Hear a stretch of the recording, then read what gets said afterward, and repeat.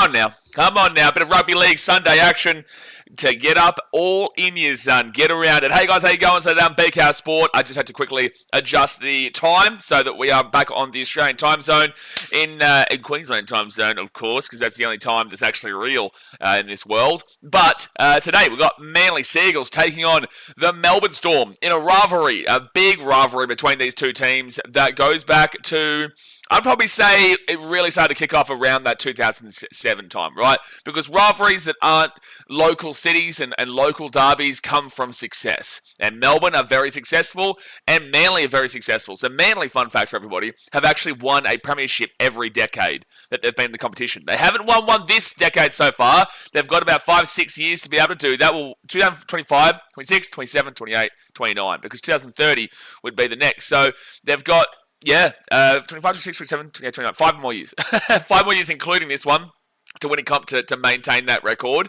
But yeah, look, it's going to be a very interesting game because, look, Manly are in a bit of trouble at the moment. They've lost Tommy Trbojevic, and that is a big part of the way they attack, is a big part of the way that they are as a team. But they also get up against the Melbourne Storm. They always, regardless, just seem to put in a big effort and a big shift. But the Storm are now coming in off a game where they had an embarrassing loss last week to the Dragons. And it makes it even more embarrassing this week when the Dragons have gone and lost to the Parramatta Eels, who hadn't won a game until yesterday, right? Trust me, as a Titans fan, I know all about losing to a team that hasn't won a game yet. But look, it made it look rough there for the Storm because the only team the Dragons have beaten across the Knights, the Rabbitohs, I don't know why I keep saying Knights, Rabbitohs, Bulldogs, Storm, and also the Eels, the only team the Dragons have beaten is the Storm, which is just wild to see. So, the comp is completely open, and teams are just getting wins against the bounce all over the place right now. As you can see, again, yesterday, 2 teams that were 0-4 were able to both get their first win of the season. So, look, it's completely up in the air. Every single game is completely up in the air. You have your good ideas, you have your solid beliefs about what's going to happen, and then it probably doesn't happen, because right now, and I've said this multiple times yesterday, but specifically, the Rabbitohs game you can debate and say that the Rabbitohs were favourites before the game started. But during the game, they kind of became severe underdogs based off of the players they've lost. Also, no Cameron Murray and whatnot, shuffling players here, there, and everywhere early doors, and were down to the Roosters, right? And were able to come back and win that game. But they were technically favourites before the game. But outside of that, the only favourite to win this week was the Broncos. Outside of the only favourite to win was the Broncos, because the Dolphins were underdogs, the Eels were underdogs, the Raiders were underdogs, who else were the other games? There was another one on Friday night. Cowboys as well. They were underdogs. So every underdog is so far pretty much getting up this week. And that would lean in favour of Manly here, because they are not the favourites. The Storm are the solid enough heavy favourites, especially for this matchup. They are heavy favourites for this game, especially for this kind of matchup. But let's get into the 2 team lineups here for both these teams. Obviously, guys, hit that like button and subscribe. We are about 300 subscribers away now from 30,000, which will be an awesome little marker there. So hit that subscribe button. We are so close, so tantalisingly close to the 30k mark.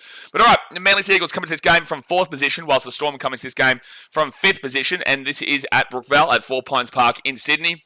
You go to the ins, Aaron Schupmeister and 1244 Sipley are in, with the outs being Josh Aloiai and Tom Trbojevic. The fullback is Lehigh Hopewade, wingers Jason Saab and Clayton Faulalo, centers of Tolotau Kuola and Ruben Garrick. So I'm surprised. Well, Lehigh Hopewade has been doing a job as the fullback, but sometimes they do put Tolotau Kuola there, but they do keep him in the centres and put Lehigh into the fullback. You go to the 5'8" of Luke Brooks, the halfback, Daly Cherry Evans, who is captain. The props are Siasiwa Takiaho and Tafofo Sipley. Number 9, Jazz Devanga. The back row, is Hamoli Olakuatu and Ben Trbojevic, with the 13 being Jake Trbojevic. You go to the interchange of Nathan Brown, Jake Simpkin, Corey Waddell, and Ethan Bullimore. And the 18th man replacement is Aaron Schupp, and the coach is Anthony Seibold. Look, Manly's attack predominantly goes through Cherry Evans and Trbojevic. Now, half of those guys are out. Trbojevic is gone. Cherry Evans is still playing. This is going to be very interesting to see that Manly still don't rely so heavily on Tom Trbojevic, because if they want to win the comp this year, or if they want to win the comp in the near future, they can't so heavily rely upon their fullback, who unfortunately is not the player that he once was. When he's fit and healthy, sure, but unfortunately he's not fit and healthy more often than not. And more often than not is actually a fact, because I don't believe he's played more games than he's missed over the last 2-3 years, right? So Manly do need to really stand up and prove that they don't just rely upon him to get their attacking flow going, because Cherry Evans, he gets better with age, but there's also issues there, because Cherry Evans has said, I'm not going to be playing for Manly next year. I'm not going to be playing for Manly after my contract ends. Which, whether you believe that or not, the same shit was said 10 years ago, and he ended up re-signing with Manly for a 10-year contract. Obviously, this might be different, but just keep an eye on that kind of stuff. But overall, Manly have a good team. I do worry defensively about their 2-3-5 of Saab, Kola, Garrick, and Faulalo. But it's like that 2-3-5 really does, and I would even go Lehigh, but it's like that 2-3-5 can have amazing games, but then completely polar opposite games defensively. So it's a bit of a mixture there in regards to the consistency of the defense in the back line for Manly, and their forwards always just get up for it. Like on paper, you wouldn't necessarily say a forward pack of Takiaho, Jazz Tavanga, Sipley, Olakau'atu, Ben Trbojevic, and Jake Trbojevic as a collective is actually that phenomenal. But Olakau'atu, obviously he's one of the best back rowers in the game. Outside of that, though, Jake Trbojevic isn't the player he once was, and you wouldn't say any of the other guys are really too big names. However, they always do just turn up. And despite not having a great four-pack on paper, they always turn up. So that's what you've got to love about Manly. Now, you've got the team here for the Melbourne Storm. Jerome Hughes back in, Lazarus Va'alepu and Moses Leo. They're in with Kane Bradley, Marion Seve and Will Warburg out. The fullback is Little Manu Pappenhausen. With the wingers being Grant Anderson and Xavier Coates. The centers are Jack Howarth and Moses Leo. With the... Is he on debut? He might be on debut. I've never seen Moses Leo before. He might be on debut. 5'8" is Cameron Munster with the halfback Jerome Hughes coming back in. The props are Stefano Utuakamanu and Josh King. The number 9 is Harry Grant, the captain. The back row is Sean Bloor and Elias Katoa, with the 13 being Trent Loiero. Interchange, Tyron Wishart, Bronson Garlick, Alec McDonald, and Tui Kamakamita. Big Dosso 50 man. And then Lazarus Va'alepu as the 18th man replacement. Craig Bellamy is the coach. So this Storm team, look, it doesn't really matter about there being a debutant in the back line, because realistically, the Storm are the Storm. And I don't think... Look, it's so hard to see them losing 2 games straight. If there was going to be a team to beat them for their second game straight, it would be a team like Manly, who are those rivals, who do have a lot of talent about them. They are able to grind out results, and Manly are at home. So if there was a team to beat the Storm, to make it 2 in a row, this would be the team, in my personal opinion. But I will take the Storm in this regards. I just think that Jerome Hughes coming back in, their spine is now intact. It is what you want to see from them. Harry Grant, Munster, Jerome Hughes, and Little Papi Ron Pappenhausen. That spine is, you've got to say, the best in the game. You've got to say it's the best spine of the game. So they don't really have an excuse to lose this game. They don't have an excuse to lose 2 games in a row, realistically. Obviously, you look at the centre pairing of Jack Howarth and Moses Leo and say, well, look, it's not the best centre pairing that you've ever heard of before. But with that being said, no one's going to know about Leo, and Jack Howarth has been doing a job. Grant Anderson can be quite 50-50, and Xavier Coates is fantastic. So the 2-3-5s, I do definitely lean in regards to Manly there. The fullback, I definitely lean in regards to Ryan Pappenhausen. The halves, I know Luke Brooks and Cherry Evans both experienced, so is Munster and Hughes. I am leaning with the Storm halves there. The props, you're probably going to be looking towards... I think it's a bit of a wash. I think it's very even there in Sipley, Takiaho, Utuakamanu, and Josh King. I think that's a bit of a wash. Harry Grant over Jazz Tavanga for sure. The back row of Olakau'atu and Trbojevic, or Katoa and Sean Bloor. I think as a collective, I am actually taking the Storm. But I do think that Olakau'atu is the best back rower out of the 4 of them. I don't think Elias Katoa is too far off of his standards, Olakau'atu, but I would lean with the collective of Bloor and Katoa, Trbojevic and Olakau'atu. And then the 13, I will probably still lean with Jake Trbojevic. Even though he's not the player he once was, I would take his experience and his knowledge and the way that he can sort his team out over Trent Loiero. Even though Loiero has been in and around the Queensland lineup last year. He was in and around the Queensland lineup, wasn't in the team, but was there thereabouts. And then in regards to the benches, I definitely will take absolutely the Storm bench. Wishart wasn't great in the 7 last week, that's for sure. But overall as a collective, Wishart, Garlick, McDonald and Tuikau Kamitha, I just see a bit of something there. While Manly, Nathan Brown, he's kind of a walking bin or a penalty. Jake Simpkin, Corey Waddell and Bullimore are they're solid. They're solid for sure, but I just do lean with that Melbourne Storm bench. So that's why we'll take Storm.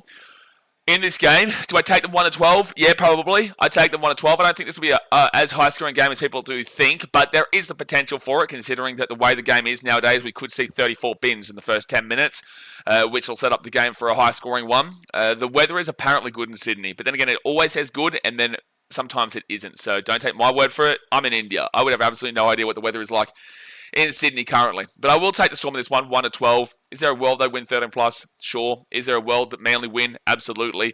Is there a world Manly win 13 plus? I don't think so. I wouldn't go to the 13 plus for Manly. But 1-12 Manly, sure. I'm going to lean with 1-12 Storm. 13 plus for the Storm, maybe. But in regards to the ladder, you've got Manly sitting there in 5th position, one spot above the Storm. Manly have played 4 games, Storm have played 3 games. So one of those was also the bye, wasn't it? I think they've played 3 games. No. Yes, they have. Yeah, there's been a bye there as well, whilst Manly hasn't. So it's a little bit different. But Manly has plus 52. If they were to win this game, they would go immediately above the Rabbitohs and immediately above the Warriors, and they would go above the Bulldogs. If they won this game by 14 points or more, they would go above the Broncos into first position, but the Bulldogs do play the Knights later on today. So if the Bulldogs won that game, they would go to outright first as well. But until then, if Manly can win this game by 14 points or more, which I doubt, but okay, sure, they would go above the Broncos into first. Anything less than that, then they're pretty much just sitting in second for anything less of a win. They're sitting in second with the Bulldogs, the only team that could jump them. If they lose this game, obviously, immediately they go below the Storm. And then the Raiders are on -2 in 7th. The Titans are on -4 in 8th. Don't talk to me. And then the Knights are in 9th or with -4. So Manly would have to lose this game by a country mile to go below these teams. They would have to lose at least by 54 to go below the Raiders, and then they would have to lose by 56 or more to go below the Titans and Knights into 9th position. And that's as far as they can go. And the Knights obviously still get to play tomorrow as well, so maybe the Knights could get a decent enough win, or just a 10-point win and Manly lose by 40-odd. But that's the thing. Manly, I don't think, lose by 40-odd here. I just don't see that happening. But is there potential? Sure. Storm, on the other hand, they're on plus 38. So if they would win this game, they would automatically go above Manly, Rabbitohs, and the Warriors. They're not above the Bulldogs unless they beat the Manly Seagulls by 8 points, who are on plus 46. The Bulldogs are on plus 46. So with plus 38, they'd have to win by 8. They would have to win by 20 to go above the Brisbane Broncos for now. Obviously, that would be the end of this round for them, but the Bulldogs still have to play. So realistically, like, there is a chance that there could be a 20-plus win for Melbourne based off of the teams. I don't think it happens, but sure. So you could look at a world where they would be finishing first at the end of this game. But if they were to lose this game, they are on plus 38. They would still have to lose by, again, a decent enough margin. But the Knights can jump even if they just win, because they're on 6 points with the Knights as well. But it's not as good as Manly's points differential. So plus 38, they would have to lose by 40 to go below the Raiders, and 42 or more to go below the Titans and the Knights. And nobody else can jump them. And again, the Knights play later on today, which we will be streaming. We will be here for that one. So that's a little bit of the preview for today's game. Obviously, guys, hit that like button and subscribe. The game starts in 5 minutes' time. Let me know your thoughts on the game. And are you as excited about this rivalry matchup as... Are you as excited about this rivalry matchup as previous, Manly and Melbourne games, is what I'll ask. The gamer says, g'day, I reckon Manly will take it. It's a big call, man. It's a big call that Manly will take it. Are you basing that based off of just that Dragons game last week? If so, okay, I get it. I get it to be concerned about Melbourne right now. I'm concerned about everybody. There is not one team that I could confidently say with chest is just like the out-and-out leader right now. Like, you can definitely say the Dogs, but they also haven't played a great... Like, everyone. You could actually make the argument that even if a team's played the Storm, or definitely if you've played the Panthers, that the Storm lost to the Dragons. So it's like there's no... For me, at the moment, you have to go with the Dogs as the out leader because they haven't lost a game. But there's so many inconsistencies and concerns about every single team. There's no real out-and-out kind of, benchmark of the competition right now to kind of test yourselves against. Like the Storm, for me, right now, you would have to be looking at maybe a Dogs game, right? And that's why you'd say maybe the Dogs would be classified as the benchmark. But they've also taken on, the Eels. They've taken on the Titans. And, those kind of teams, besides the Sharks at Shark Park, but the Sharks just went and lost to the Raiders, and they look really odd this year and are sitting down there in 10th position. So there just really is no benchmark right now. You'd have to lean with the Dogs, I guess. Have you been or are you planning on going to an IPL game while in India? James, I will be there next Sunday. So the Rajasthan Royals take on Bangalore. Bengaluru. I don't know what their actual name is, but I will be going to the Rajasthan game next Sunday here. So Bangalore is where Virat Kohli actually plays for as well. So yeah, I'll be at that game. So look out for me. That's actually at a really good time for you guys. That's actually like 7 o'clock, 7 p.m. That's a day game here. Jeez, that's going to be hot. Oh shit, do I want to go to that? Damn. I don't know if I want to go to that. I don't know if I want to go there anymore. I just realised that it's going to be so hot. That's at like 3 p.m. that game, or 2 p.m. or something like that. Damn, dude. That's going to be a tough one. Dadsmate says, shit, Hughes is in. Got to change me tip. Yeah, Hughes is in, man. Hughes is the halfback today. So, if Hughes wasn't there, I would have tipped Manly. Yeah, I would have. Skunk says, afternoon, mate. Looking very Indian today. How do I look very Indian today? What's the difference between me today and me yesterday? I'm wearing a singlet that I would wear on the Gold Coast. I've still got my Christian cross here for God, and I've got no hat on. Like, what are we doing here? What do you mean I'm looking very... Where's the very Indian come into this? Are you saying that I look tanned? If so, then beautiful. That's what we're talking about. But how have you differentiated yesterday to today in regards to the look I have of whether I look Indian or not? Skunkle. Please answer me this one. Isaac Portelli says, Storm by 6. Big Papa says, sorry about the Titans yesterday. Thank you. I need that. I think they probably just got a bit cocky because they were such hot favourites. No, I don't agree with that. Like, I called this last week. That... there's actually messages that I've had with people where I said, like, we'll be $1.40 favourites, $1.50 favourites, and go on to lose the game against an 0-4 team at home. Like, it's just kind of... it's such a hard thing to say, but it's kind of built into our culture, man. And I hate to say that. You know, over so many years, whenever we're favourites, we usually will lose. Like, it's just strange for the Titans to be a favourite team. And then to go and lose as comprehensively as they did yesterday, they just weren't in the game at any stage. And people look at the Tino binning and say it's controversial, blah, blah, blah. Sure, but the NRL did warn us midweek, and it's ruining multiple games this week with the just severity of how they're binning players and all that kind of jazz. I understand to protect players' well-being, and I know the NRL is just scared of future litigation. That's just pretty much what it is. They're terrified that once players retire and they get some kind of, head, it's not a disease, what is it? What would it be called? Just like head problems in general. They're scared that future litigation will absolutely sue them into oblivion. So that's why they're really knuckling down on that. I don't think that the Tino binning was what cost us the game yesterday. I think the Titans just weren't good enough. They just weren't up for it. And there's been inconsistencies through the Roosters game and the Knights game when they've won by 13 plus, where I've still said, well, that's waiting to be opened. And then yesterday it was opened. Because I don't think the Dolphins were that good. I actually think they were just pretty basic and just did what they needed to do. I think a lot of teams would have still probably beaten them yesterday. But I just think the Titans were so well off the pace.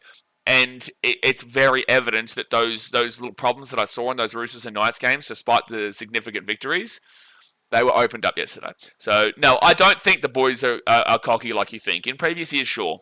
But I wouldn't be going and saying that the boys were cocky and arrogant and thought they had to win the bag. Knowing these guys, that's not really how they think. Hillbilly says, was confident with Hughes out. Now Head says Storm, Heart says Manly. Yeah, look, I think that this will take a little bit of time to get into the game. Like, I feel like the first try will probably come maybe similar to that Raiders Manly game, where there was no try for the first 20 minutes of the game. I could see that happening. The Storm are they are a very fast-paced team, and Manly would be a fast-paced team with Trbojevic. It's a different kind of setup here for Manly. So I would have tipped Manly with no Hughes. With Hughes, I am tipping the Storm. I just think this game will take a little bit of a grind to get into. Justin Tchaikovsky says, Blaze, watch your video talking about leaving the Titans. Good stuff, brother. Happy for you and jealous at the same time. Well, let's settle on the leaving the Titans. I still am very active online and still am with this club all the way. I'm just not there on game days because, yeah, I'm traveling through India right now. I'm in Jaipur. I've been in Delhi and Agra. Next up, I'll probably go to Udaipur or Jaisalmer, and then I'm going across to Vietnam after I finish up in India for 3 months. Go to Vietnam, see my dad for the first time in 7 years, which will be awesome. He owns a bar over there. He's not Vietnamese. He just lives there. And then go to Thailand and probably end up in Chicago at the end of this year for Christmas, man. So I'll go past Fiji and see the family and all that. But I'm just a traveller, man. I'm a bit of a nomad, you know. I'm just a bit of a gypsy right now, just travelling the world. Just travelling the world and enjoying. So, look, a lot of people have their opinions and go, oh, he gave up on the drums. I saw a comment about this yesterday. Oh, he gave up on the club. Didn't give up on shit. I just don't have to be validated by going to games anymore. I can watch them here with you guys and enjoy. Cricket Joint says, hi, Room. Let's have another match of not making the most of an advantage. What? Hillbilly says, no, sleeves is distinctly non-Indian. What? I would wear this in the Gold Coast. I wear singlets all the time on the Gold Coast. How is this Indian? I bought this in Hawaii. I bought this in Hawaii. How is this distinctly Indian? This was bought in Hawaii, and I would wear it on the Gold Coast in Australia. So the game has kicked off here, guys. Hit that thumbs up button and subscribe. Manly will get smacked back to the 5. Jeez, they didn't get a good run there from Sibley, unfortunately. And now, again, they'll be taken down at the 10, second tackle. Evan 6 says, the problem with the NRL is the constant rule changes. Absolutely. It's the biggest sport in the world. That's nearly a high tackle. And it is a penalty. It is a penalty here to Manly early doors. It's not a bin, no. You can't be binning that. I could just imagine what the referee's thinking when a high tackle comes. Like, there'd be just a billion things happening in his head to, that's barely a penalty. I don't even think that was a penalty the more I look at it. On real time, I'm okay with the referee's decision, but like when you look at that again, you're just like, I don't even know if that really was. But yeah, the NRL unfortunately changes too many rules. They're very reactionary, right? The NRL is immediate in their thought processes. They don't they're very strong in their response immediately, is what I would say. That would be the biggest issue that I find with the NRL. But I also understand the future litigation of preventing yourselves from being sued into absolute oblivion. And protecting the players' heads too. It's just that unfortunately it's just super pedantic now, where referees are calling stuff that other referees aren't on a significant level, which you could argue is impacting games or not, but it definitely has a part to play. They get the offload away. Cherry Evans, good passing here, and Ruben Garrick, he'll be taken down to the 24 tackle. Good start for Manly here. Good start for Manly. Thank you, Jay. I'll update it after this set finishes. Oh, nearly a knock on from Garrick. It wasn't. Nearly. Out the back here to Luke Brooks. He goes short play to Ben Trebojevic, and they're 11 metres out from the line. Manly need this start, man. They do need this start. On fifth tackle, Jazz Tavanga gets it off. They kick it through, and it'll just going to be he's going to be offside. He's going to be offside. That's a penalty. I think Manly take the 2 here. I think Manly take the 2. He is offside. He is in front of him. But then again, yeah, Papenhuyzen doesn't kick it, but it is offside. It is offside there. Yeah, they're going to go for the 2. I would take the 2 in this situation. There's a difference between taking it now and like how people complained about who was the team that took the 2? Was it the Sharks? Yeah, the Sharks. There's a difference between taking it 3 minutes in to get a bit of a leg up and later on. Yeah, there's a bit of a grab at the back of the hair there from Cameron Munster. Hello. He should go on report for that. Looking to get my gun similar to wear a singlet. Need work though. Similar, bro. I'm fat. Like, I need to start losing again, bro. Like I've been eating too much naan and curry and pizza over here. But the pizza over here is not actually that good. It's not that good comparatively, but I do love pizza. All right, now I can update the score, by the way. So Garrick is going to go for the 2 here, and they will get this. It's literally right in front. Quite literally. There we go. That's refresh. And it's updated before he even kicked it. So there you go. 2-0. 2-0. 3.5 minutes into the game. Good start for Manly. Skidamini says, let's go Broncos. Really got belted in the face by the ball when Adam Reynolds kicked a goal. Are you saying nearly? Or did you catch it? Oh, no, you didn't catch it because you're saying you got belted in the face, so that means that you didn't catch it, so that's on you, which means that's a knock-on. Broncos should have lost because of you. Yep, we got there. Referee didn't call it, should have called it. Just like he should have called that forward pass. But again, I don't know why why Tigers... You can't win a game nowadays without people blaming the referee. It's crazy. Tigers fans are like, we got robbed. No, it was a full pass, yes, and there was a knock-on for Billy Walters, yes, but you were also down by like 20 plus at the time. Sure, it would have shortened the margin from 24, 22 points to 18, 16 points, or maybe even 14 points. And yeah, look, you could argue that the momentum changes, whatever, but you still had a long way to get back, and you didn't get robbed at all.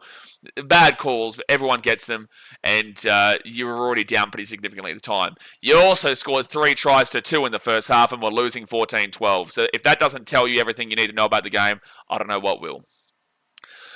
Justin Tarkowski says, probably seeing some beautiful exotic ladies too. Mate, there are some incredibly beautiful Indian women. Not everyone is into Indian women, but there are some absolutely incredible ones. I do hear when I talk to people, like people that you get to know over here, they say like Punjab, which is up like north, is where the most attractive ones are. Honestly, it's crazy when you come here. Like there are some incredibly good looking women. Tip Storm, you think they win 13 plus, or will it be close? I think that due to the rivalry, it'll be close. I could see like a 6 to 10 point win for the Storm. I am taking the Storm. I do think they'll be a bit more clinical. But then again, Manly started off well here. Pappenhausen to the 35, then to Jerome Hughes. He'll flick that ball over the top end. They're down to the right-hand side. And it's going to be... Oh, man, what's his name? Leo? Moses Leo, I think his name was. On the wing. Now, fit tackle here for the Storm. Elias Katoa at the 45. Broggy Sports, get around you, son. Get around you. Adam Smart, try and take your job there, Jay. He beat you to it. Whoa! Adam Smart coming in.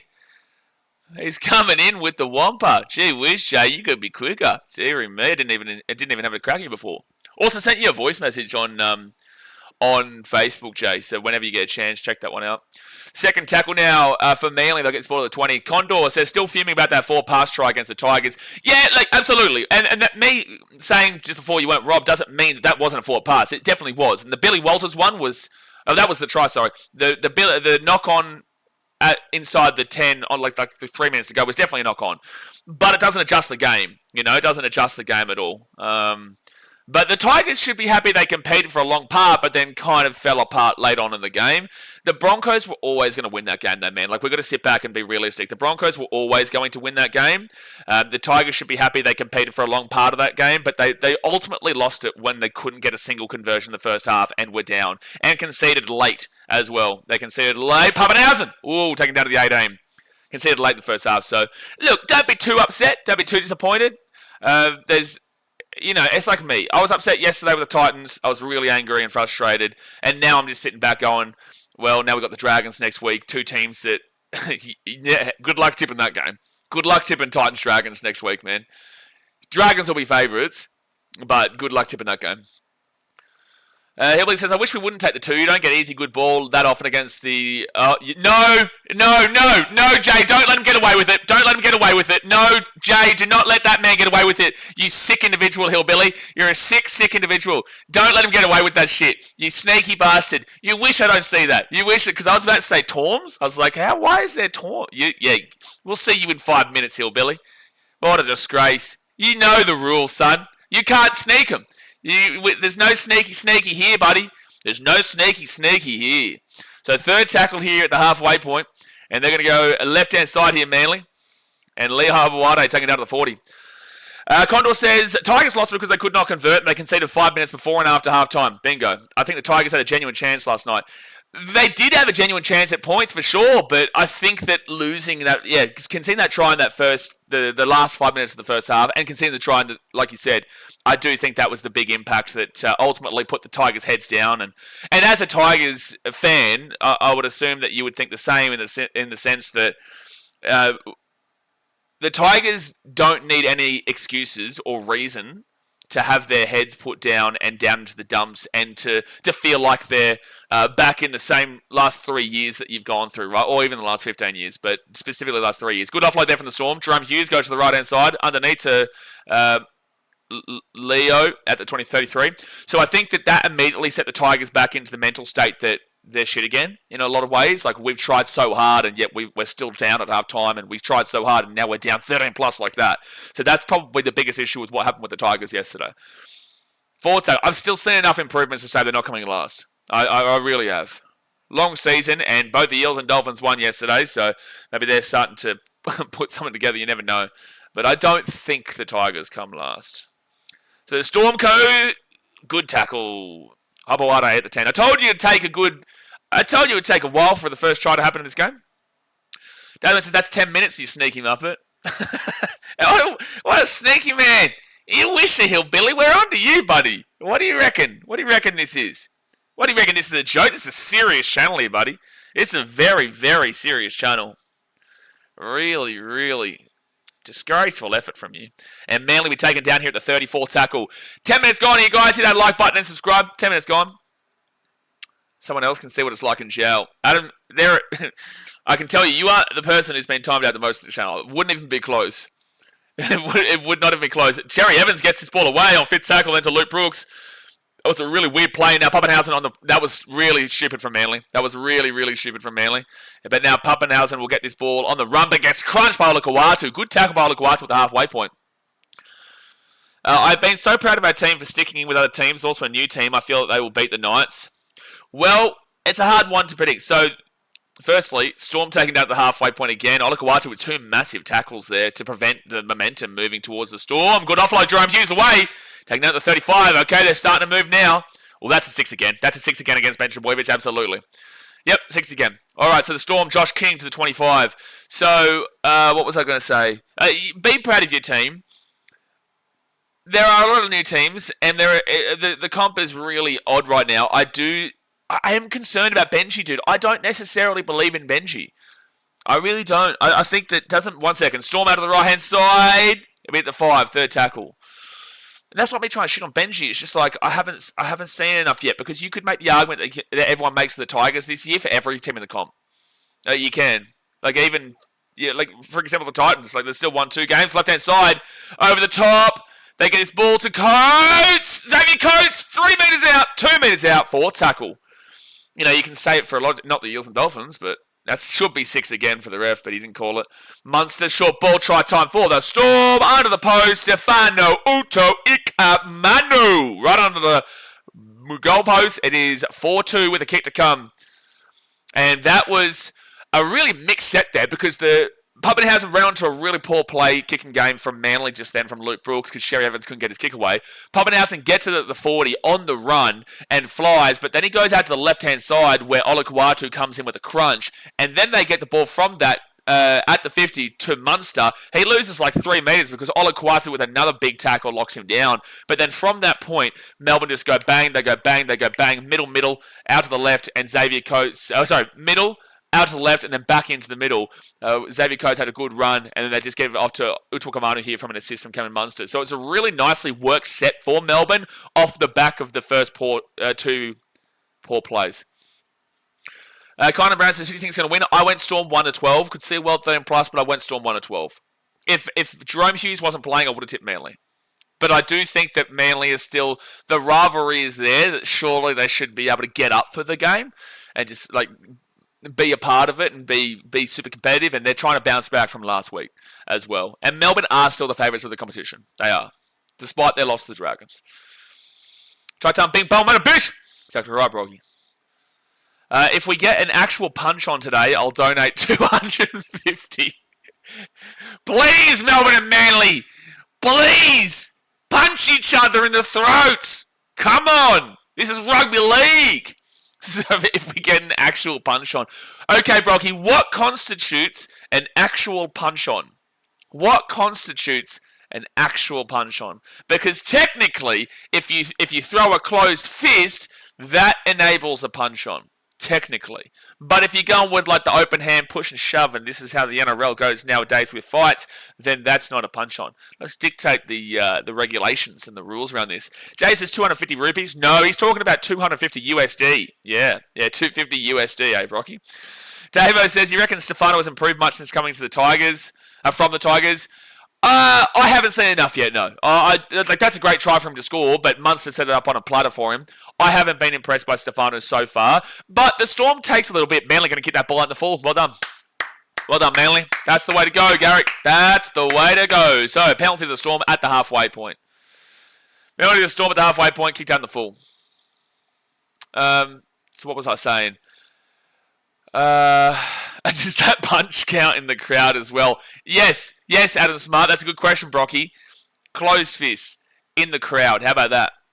What if there's a crowd fight? We saw one with the Rabbitohs and Roosters fans the other day. Actually, no, sorry, it wasn't Roosters fans. It was Rabbitohs fans punching on with Rabbitohs fans at the at the Rabbitohs game, and they won. And they won. That was the craziest part. I think for us to see a punch, like a big fight today, it would have to be extremely close to the last seconds of the game, or a massive blowout and Storm just get really egotistical and start rubbing it in, and then Manly come in with a bit of a something, you know. Second tackle now, 13 metres away from the line.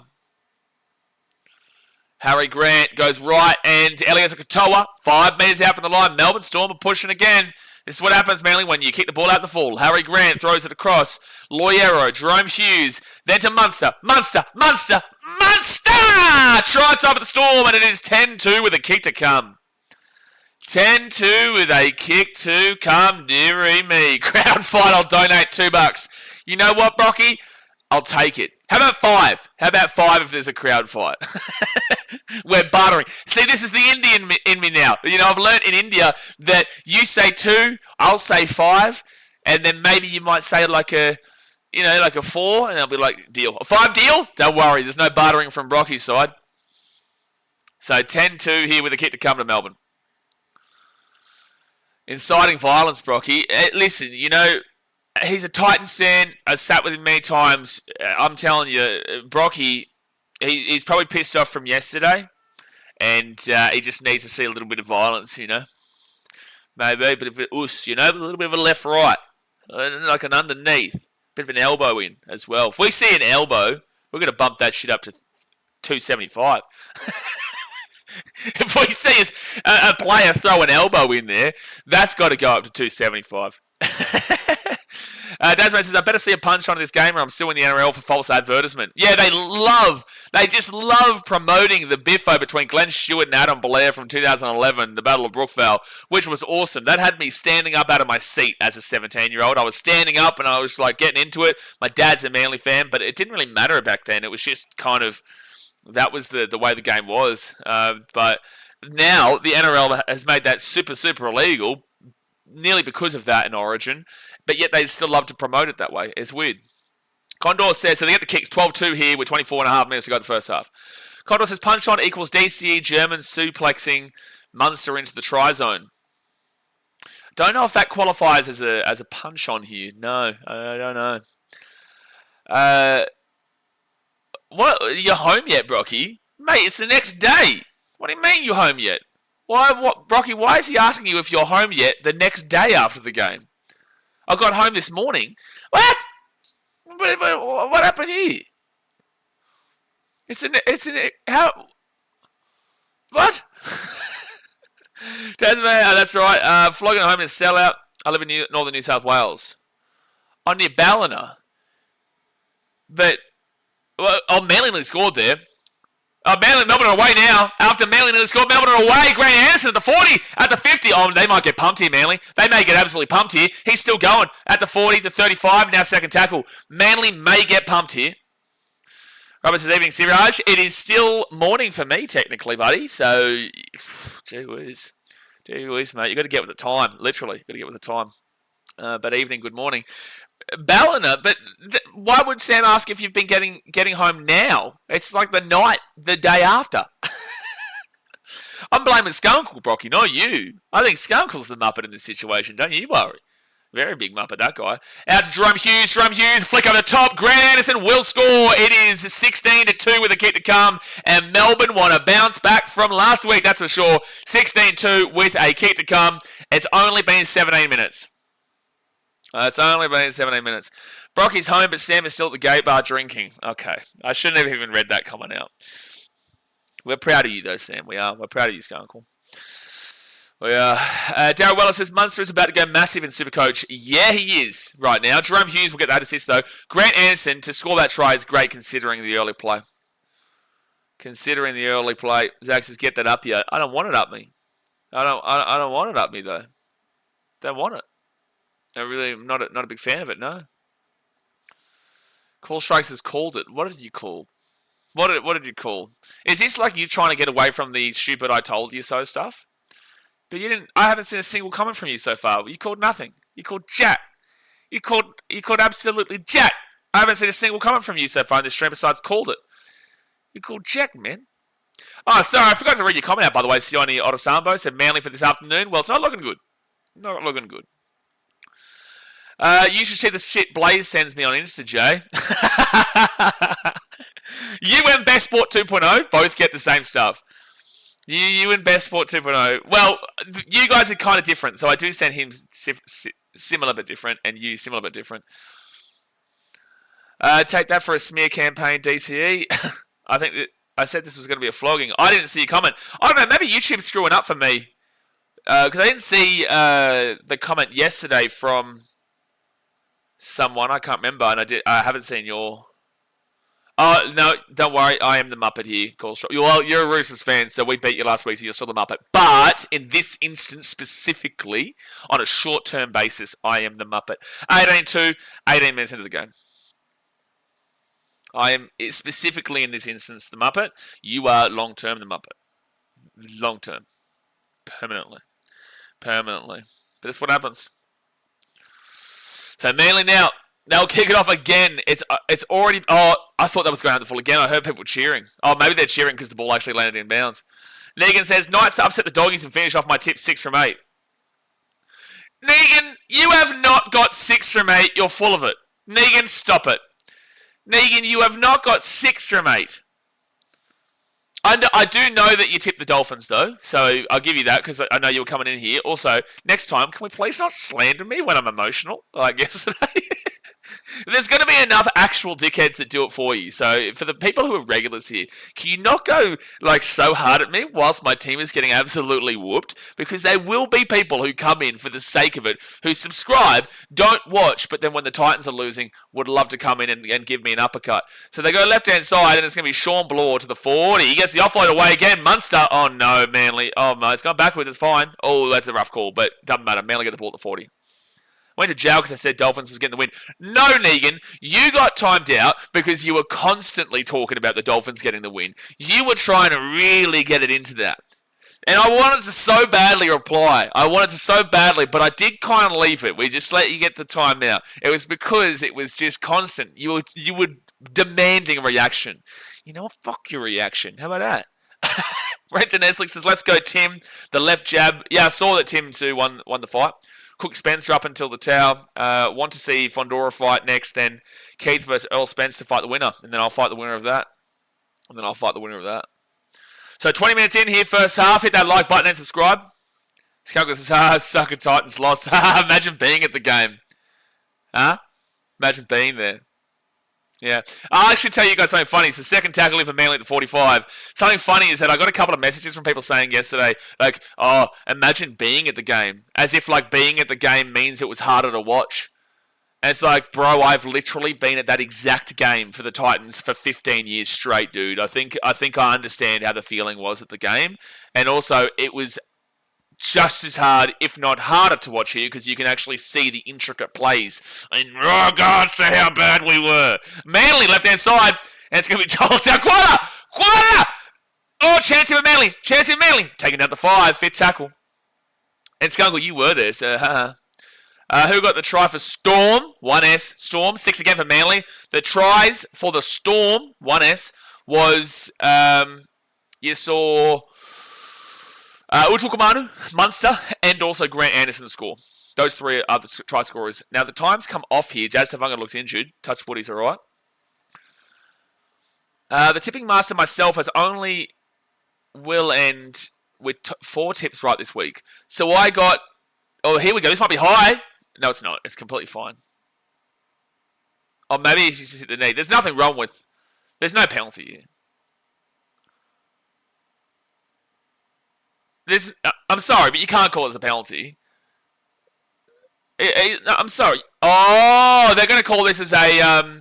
they're not going to call this a hip drop, are they? It's unfortunate, but there's no way you can say this is a hip drop. There's no way you can say this is a hip drop.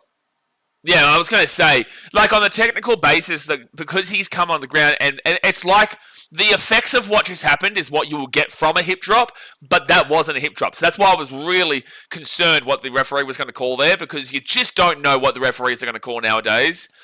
But that is the conclusion. Manly, Trebojevic, 3 metres out from the line, third tackle. Manly need to score here to get back in the game. Held up. So 4 tackle, 10 metres out. You just don't know what the referee's going to call, man. You just don't know. So, Negan, tell me your bullshit story about how you've got 6 from 8. Tell me your bullshit. I did tip the Knights, though. No, I didn't. I don't know why I just said that. I think the Knights could have a good game, but I don't know if I think they'll win. But then again, based on the upset, sure. Ruben Garrick, he's 15 metres out from the line, fifth tackle. I tipped the Eels. Tipped the Titans wrong. Tipped the Sharks wrong. You did not tip the Raiders. You didn't tip the Raiders.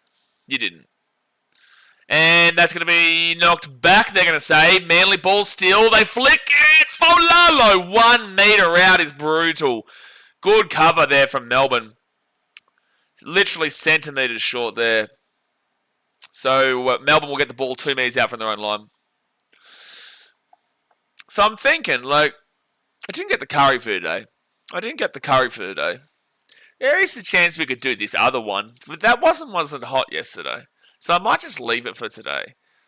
Like, if you want me to do this, sure, and it might be a lot hotter because it says super hot, but that also says super spicy, and it was actually just beautiful yesterday. So it comes down to you guys, but like I don't know if that's even going to be hot. It's got chili toppings, it says. I was just really happy to actually eat that yesterday. That was so good. Utukamanu now gets the ball to the 35. On fifth tackle, it's not a great set. Nathan asking him. He's just asking what the try scores are. Snort the powder sachet. Mate, you know what? You do that. That's not $10, buddy. that ain't $10 worth, buddy. So it's going to be Jason Saab now. His hairstyle, he's going back to the 70s. He's back in the 70s, mate. He should be on the next That 70s show. Third tackle here at the 35. I think Melbourne will be pretty happy. Oh, that's forward. That's forward. Yeah, thank you. I was going to say, I know the referees are allergic to calling forward passes nowadays, but that was definitely forward. I at least have got that one. I at least have gotten that one. Sold out crowd, though. 8 from 9 completions for Manly is good. 7 from 9 completions for the Storm is also good, but Manly have only made that one mistake. Which is crazy to consider that they are down 18-2 despite that one individual mistake. Tells you how good the Storm are, though. They're not capitalising on errors from Manly. They're just doing it themselves. All right, so out to the left-hand side, and they give it off to Jack Howarth, who is 35 metres away from the line, first tackle. They give it out to Josh King. And now Josh King will be 30 metres away, second tackle. I really wish this was a better game, because this has set us up for a pretty poor one from the start now. Harry Grant off to Trent Loiero. And Loiero is going to be 22 metres out. Third tackle. Dasmay says, Knights won't win a certain 5-8. Knights won't win. A certain 5-8 got $50 in the bank and a golf day paid for last night to throw the game in the 79th minute for legal reason. I'm joking. For legal. Jerome Hughes kicks it through. Elliott's going to tell the score. Oh, no. I think this is just going to be a 7-tackle set for Manly at the 20. Yep, it will be. So it will be Manly ball at 20. Lucky, because Katoa nearly scored that. A certain 5-8. Oh, Fletcher Sharp. Damn, okay, yeah, you do need to put legal reason for that you're joking. You actually do need to do that. So you should be glad you put that at the end. I won't mention why, for people who don't know in the chat, but I will say that he definitely is joking. So first tackle, it took me a little bit to understand what you were saying and who you were referring to, and then I realised kind of the understanding of why you actually did need to put that at the end. So out to the back now, and Olakwatu gives it off to Manly away, and they throw the ball over. Guess where? The sideline. Yeah. Over the sideline. What's the bet that Melbourne capitalise on this mistake? What is the bet that Melbourne capitalise on this mistake from Manly? I'll send that to his managers. You don't know who we're talking about, Brenton. We might be talking about... Actually, yeah, you would actually want to be doing that because you're the Knights fan. Yeah, Daz, you screwed yourself here. You know what? I'm not even going to back you now because Brent Neslick is a Knights fan, so he's going to be pretty pissed off. Oh, they said this was touched by Melbourne, so it's Manly ball. So they get another set. First tackle now. Cherry Evans onto Olaguatu. Olaguatu at the back. Lehigh Bawade, and he'll be taken down to the 23, second tackle. Yeah, Brendan, get into him. You're the Knights fan. Punch-ons in the chat. Hey, Brocky, punch-ons in the chat right there. They're throwing them. See? Told ya. Left-hand side. Manly. They're away. Cut the ball to the left, bro. You had to pass. Oh, he loses the ball. Dude, if Moses Leo passes that ball out to the left. Not Moses Leo, sorry. Oh, dude, that would have been a try if he just passed it to the left there. If Cole had to pass that ball, I think it's Falalo on the left, they would have scored. He's lost the ball for sure, dude. I'm talking about Jackson Hastings, you Muppets. You're talking about Jackson Hastings? Oh, wow. Oh, wow. You're talking about Jackson Hastings. Damn, he's not actually playing today. It's going to be hard for him to throw the game. Yeah. Actually, is he? I don't know. I haven't looked at the lineup. I'm going to have a quick look at the lineup here because this game, Manly are trying to get across, but they're not. No, he is nowhere to be seen. Nowhere to be seen here. He's not even 18th or 19th man, Daz. So, unfortunately for you, it doesn't really make sense in a court of law that you're referring to him. So, we move back to the fact that you're in trouble. In trouble. Reggies are playing right now, thank you. Fair enough. I bid you farewell. So, Storm, first tackle at the 10. They'll give it off here to Xavier Coates to the 35. Game has slowed down a lot from that first 20, though. FN6 is glad he didn't pass there. That was a guaranteed try. It was a guaranteed try if he goes out to the left. Guaranteed try, but he wanted to cut back in. Maybe he doesn't trust Faulalo. I don't know, because there was multiple Melbourne Storm players that could make the tackle and did make the tackle. So he really should have passed that. They're away. Elias Katoa, arguably a forward pass, but Elias Katoa will get the ball all the way to the 30. The attacking 30 here. FN6, I can't remember. Who did you support? Oh, the Storm lose the ball. So it's going to be a Manly ball at 20. No, penalty. I think they've deliberately hit it out with two in the tackle. For some reason, I'm getting Titans in my head, but I think I might be wrong there. I'm usually pretty good with knowing who people support in the chat. Is it the Storm? Because you're saying glad he didn't pass there, so it must have to be the Storm. It definitely is a strip there from Cherry Evans. He's grabbed at the ball and flicked it down. Stop it, commentary. He's gone at the ball and he's literally flicked down at it. Like there's two in the tackle there. So he's attempting a play at the ball, which is, guess what? A strip. 20 metres out. Don't villainise refereeing decisions that are correct like that. So Melbourne now 10 metres away from the line because they're going to get villainised regardless because they will make bad calls in the game. So when they make a good call like that, it's 6 again. But when they make a good call like that, don't villainise that too. Josh King is going to be 3 metres out on first tackle. Storm, yeah. I figured that out from the glad part.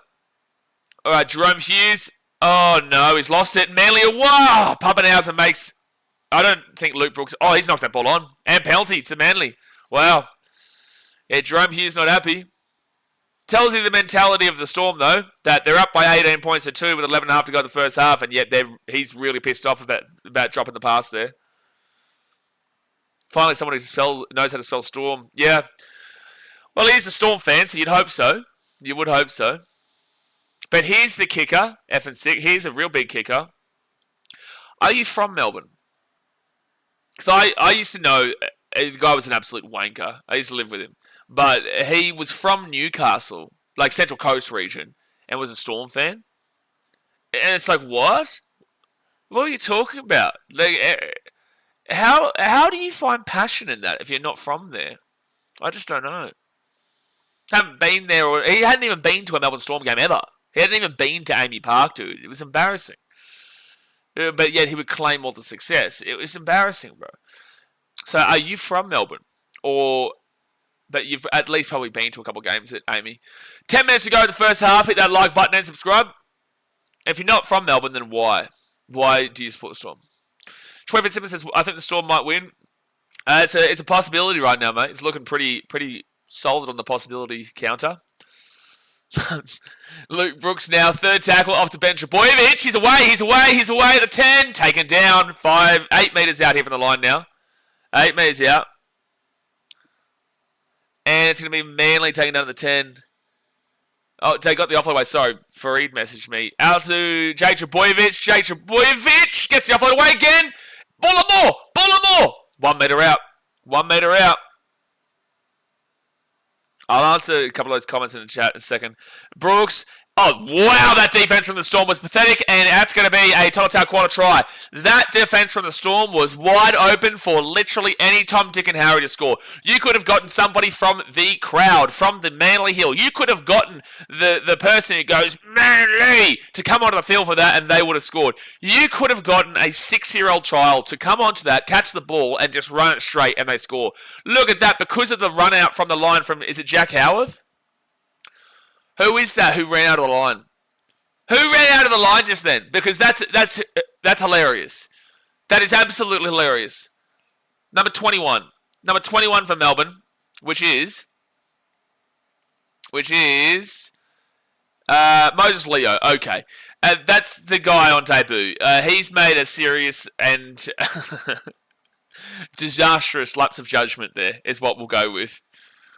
So it is 18-6 here, but he's young, so you move through that. Tasman's another one. Gee whiz, we're on a roll. On a roll, mate. I'll go to the second. So I wish I was from Melbourne, but I'm from Cogra.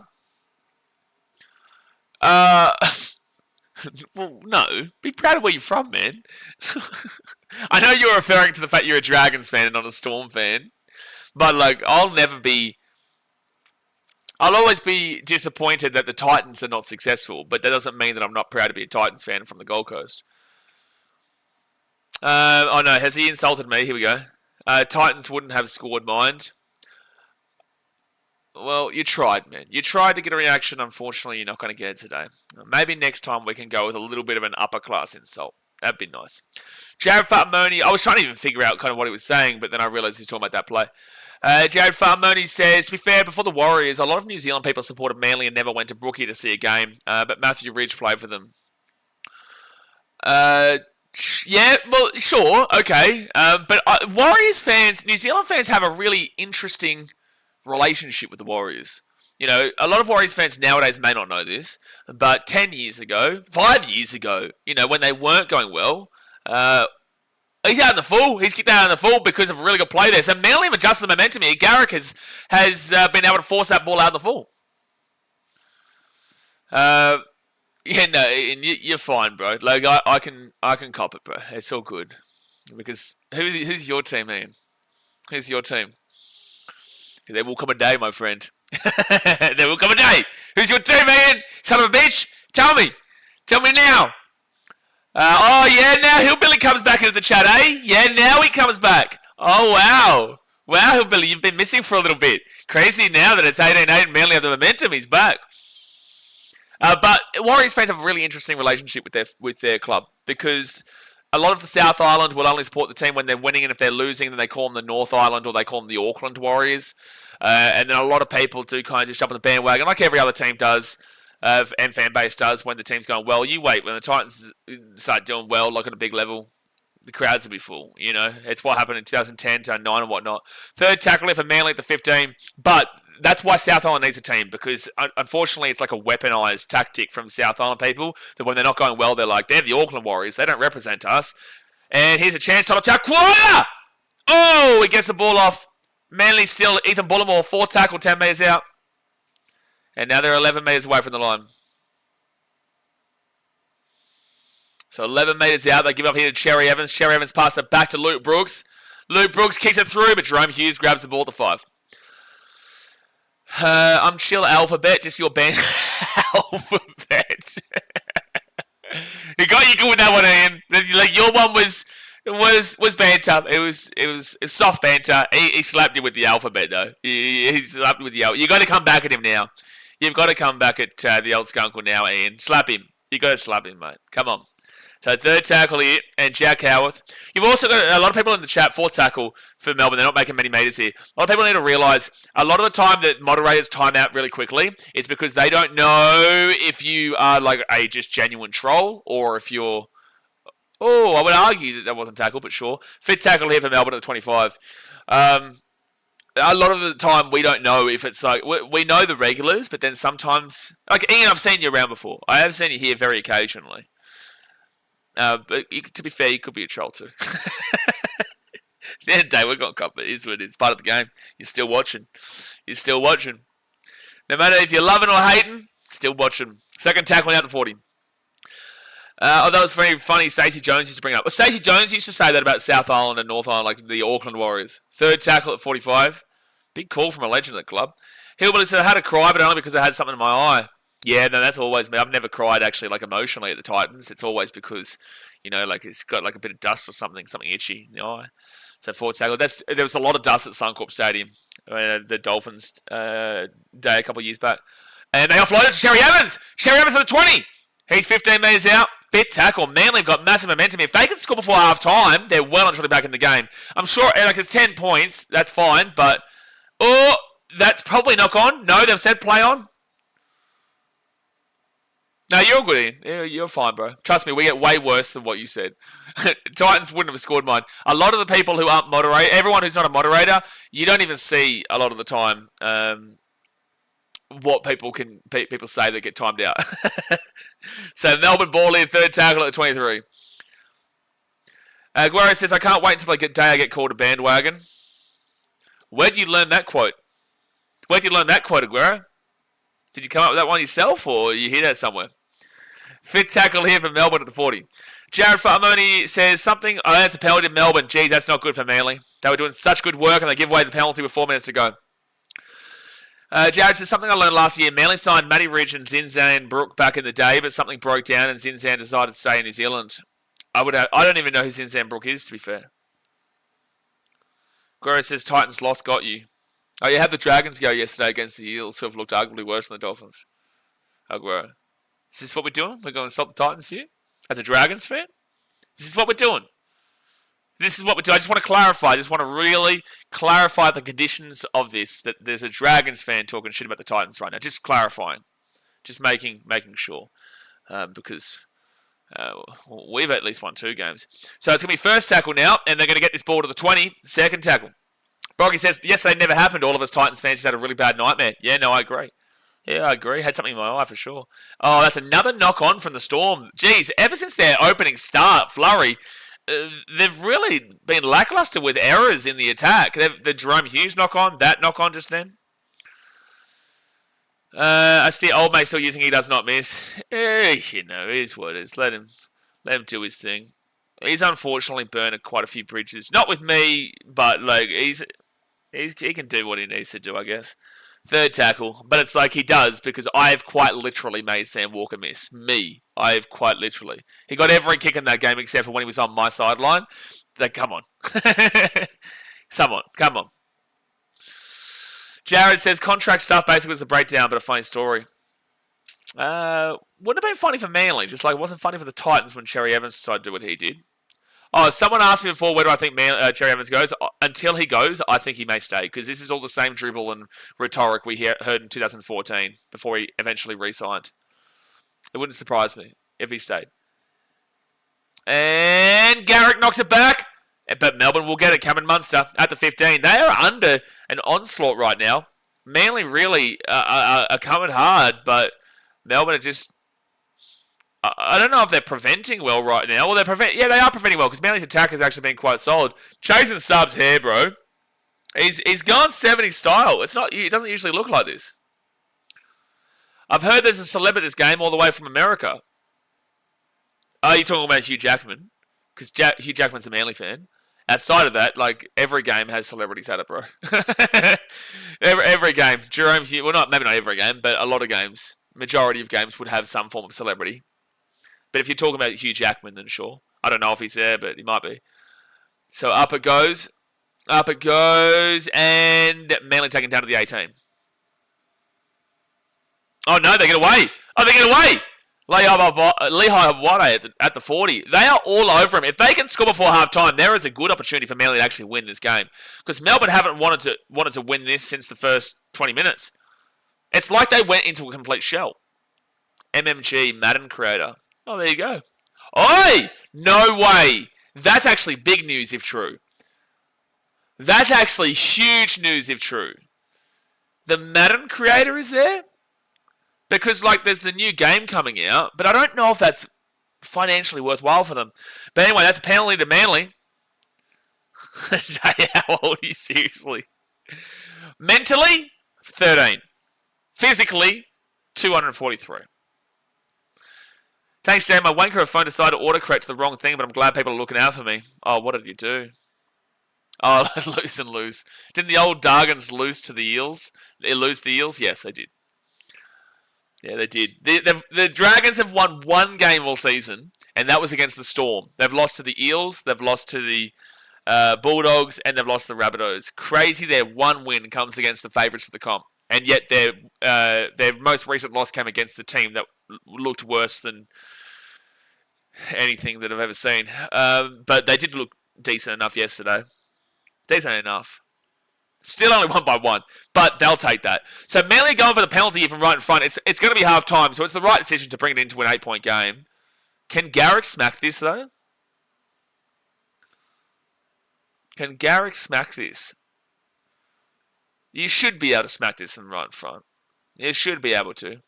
And he will smack it on through. So it is 18-10 to Melbourne at halftime. 18-10 to the Melbourne Storm. It's a tale of two halves of the first half. A tale of two halves of the first half. The first 20 minutes of this game was absolutely just all Melbourne, Melbourne, Melbourne, Melbourne. It was all Melbourne, Melbourne, Melbourne. And then after that, probably the 20 to 30 minute mark was more so a mixture. It was a mixture where we didn't really know what was going on. Melbourne didn't seem to really care as much anymore, and it was just in the balance. But then the final 10 minutes was all Manly. Manly absolutely dominated the living shit out of the Melbourne Storm in that last 10 minutes from the 30 to the 40 minute mark. So they've brought the game back within range. Do I think Manly going to win this game? Probably not, because I would have liked them to score a try before halftime to really solidify their domination of that last 10 minutes, but it wasn't to be. The Storm need to go into those halftime sheds thinking that they're losing right now, because if they don't imagine that they're losing, they may lose this game because they have been very complacent since they went up 18-2 early doors. But let's look at some of these stats here, guys. Obviously, hit that like button. Subscribe if you are new around here. We're live for pretty much every game. We will be live for the Knights Bulldogs right after this. Possession-wise, 53% for Manly, 47% for the Storm. So the Storm are up 18-10 with less possession, but that is all based off of the first 20. Manly just went ham the last little bit. Time possession, they've had a minute and a half more ball, Manly. Completion rate is 88% for Manly, 16 from 18. Very good completion rate. Very, very good. And then 77% for Melbourne with 14 from 18. I will say that the knock-ons that they've had are more crucial than Manly, in my opinion. And the two knock-ons that Manly had, the four mistakes that the Storm have had, they've been more crucial timings. So the completion rate on a statistic itself, and this is why you don't just look at statistics. You don't just look at statistics, because this doesn't give you a good read for the fact that the knock-ons, the mistakes that Melbourne made in those four areas were more significant at the time in crucial areas than Manly's ones. And Manly's is great anyway. So 77% on a pure statistic is actually pretty good. It's pretty on the average mark, but contextually, inside that was some pretty bad errors. There's been 88 runs for Manly to 76, so they've had 12 more runs. The Storm have made 715 metres to their 667. So considering that Manly have had the ball for a minute and a half more, plus also they've had more possession in general by a decent amount on the metric of 53% to 47%, that's not a good sign for Manly. That's not a good sign. Through 12 less runs, they have run about 50 odd more metres. Through 12 less runs, Melbourne. So that's not a good metric for Manly. Post-contact meters, Melbourne also beat them out 221 to 214. At least that's quite close, but you can't give any kind of reasoning to Manly there because, again, it's now 13 less runs with an extra few post-contact meters. So, yeah, not fantastic there. Line breaks is 5-5. Tackle breaks is 22-20. So there's going to be a lot of missed tackles in this game. The average set distance is 39.76 for the Storm with 38.59 for Manly. So pretty similar in that regards. And it is on the upper end of the average. Like you're looking towards that 35 to 40 to have a good average. 40 plus is very good. And 45 plus is amazing. So they're both on a pretty solid average there.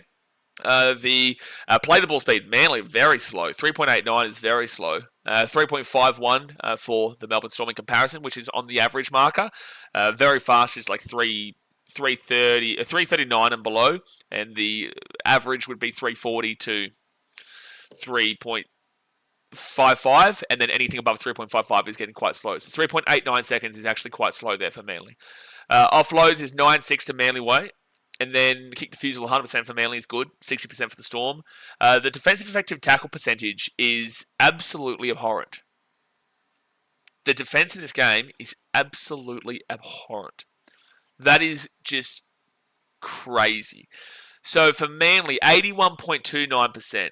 Now, an average kind of like around the decent mark for a tackle percentage defensively is 88%. They're at 81.29%, and the Storm are at 81.03%. Both teams defensively have been absolutely awful in regards to these metrics. 139 tackles for Manly, 20 missed tackles, and 12 ineffective. That's bad. 158 tackles made for the Storm, 23 missed tackles, and 14 ineffective. That's also very bad. So defensively, both these teams are getting pieced up today. Defensively, both these teams have been really poor. I haven't seen those kind of numbers in regards to the low 80s in a while. And that's even for some bad teams. Negative play errors, 7 for the Storm, 3 for Manly. Penalties conceded, 5 for the Storm, 3 for Manly. And ruck infringements, 2 apiece. So those stats overall say that the Storm are more so winning the middle. However, the average set distance is very, very similar. It's very, very similar. So I don't know. It really comes down to if Manly can kick on from that momentum they had at the end of the first half, or if Melbourne Storm can wake up and go back to the first 20. Because ultimately, both these teams defensively have not clicked on today. That is awful metrics. 81.29% and 81.03% is not good. So there you go. There's the mathematician. I hate maths, but we have to do it here while we're here. But I hate maths. But that is not good maths if you don't like maths. Jack Lewis says, Dogs Knights game over or under 45 points. What's your thoughts? I would go... Oh, that's a tough one. I'd go over. I'll go over. I'm not convinced in either defense. I'd go over. Manly look a lot better with Simpkins at 9. Jazz defensively better, but Simpkins the proper hooker. I think that if Manly had a better hooker, they would be a very, very dominant team, top 2 wise, and they could win the comp. They could win the comp on that marker. Yep, Hillbilly, you're going to get timed out because you think you're smart, but you're not. Unfortunately, champion on the next comment. Not that comment, guys. A next comment where he tried to sneak one. Someone's got slapped by the tax man. Got slapped by the tax man. Aguero says, "Okay, can we stop talking about the Dragons? You wanted to insult the Titans, man. You wanted to insult the Titans. You know, I'm all for insulting Skunkle, but you insult my team, and then the banter's on, buddy. The banter's on. And I can reply to every team. I've learned over the years how to reply to every team. Jason, do you even know what dyslexia is? You're cheating on Blaze? What? Why am I being cheating on what? What are you talking about? There's just so much just back and forth between you lot here. Aggro, go to TAFE when you finish and be a ref. Deary me, what's happening here? Daniel Bates has just realised I bought a day pass for Sky Sports yesterday for the Villa game. I can see the Dogs versus Knights game. Hopefully it'll be a decent game. Sure. Like, it might be. No one thought Eels Dragons would be a good game yesterday, and it ended up being the best game of the day. And arguably the weekend. So, sure. You know, like, maybe it could be. But you wouldn't look on paper, and you wouldn't look at the way the two styles the teams play and say that it will be. But potentially, for sure. Daryl says, do you think the Dogs will keep Ponga quiet? No. No, I don't think they keep Ponga quiet. I think it'll be a close game. I think the Knights can win, but I will take the Dogs. But I think the Knights can win. Just one more. Who is the tax man? Daniel Bates says. We refer to Zach Lomax as the tax man. Zach Lomax. He's very, very big on his taxes. I'm going to run to the bathroom here, guys, at halftime. It's 18-10 in the Storm. Keep talking about doing your taxes because Zach Lomax would be proud of that. And I'll be back in just a few moments. Thumbs up and subscribe. And Aguero, Dragons still below us.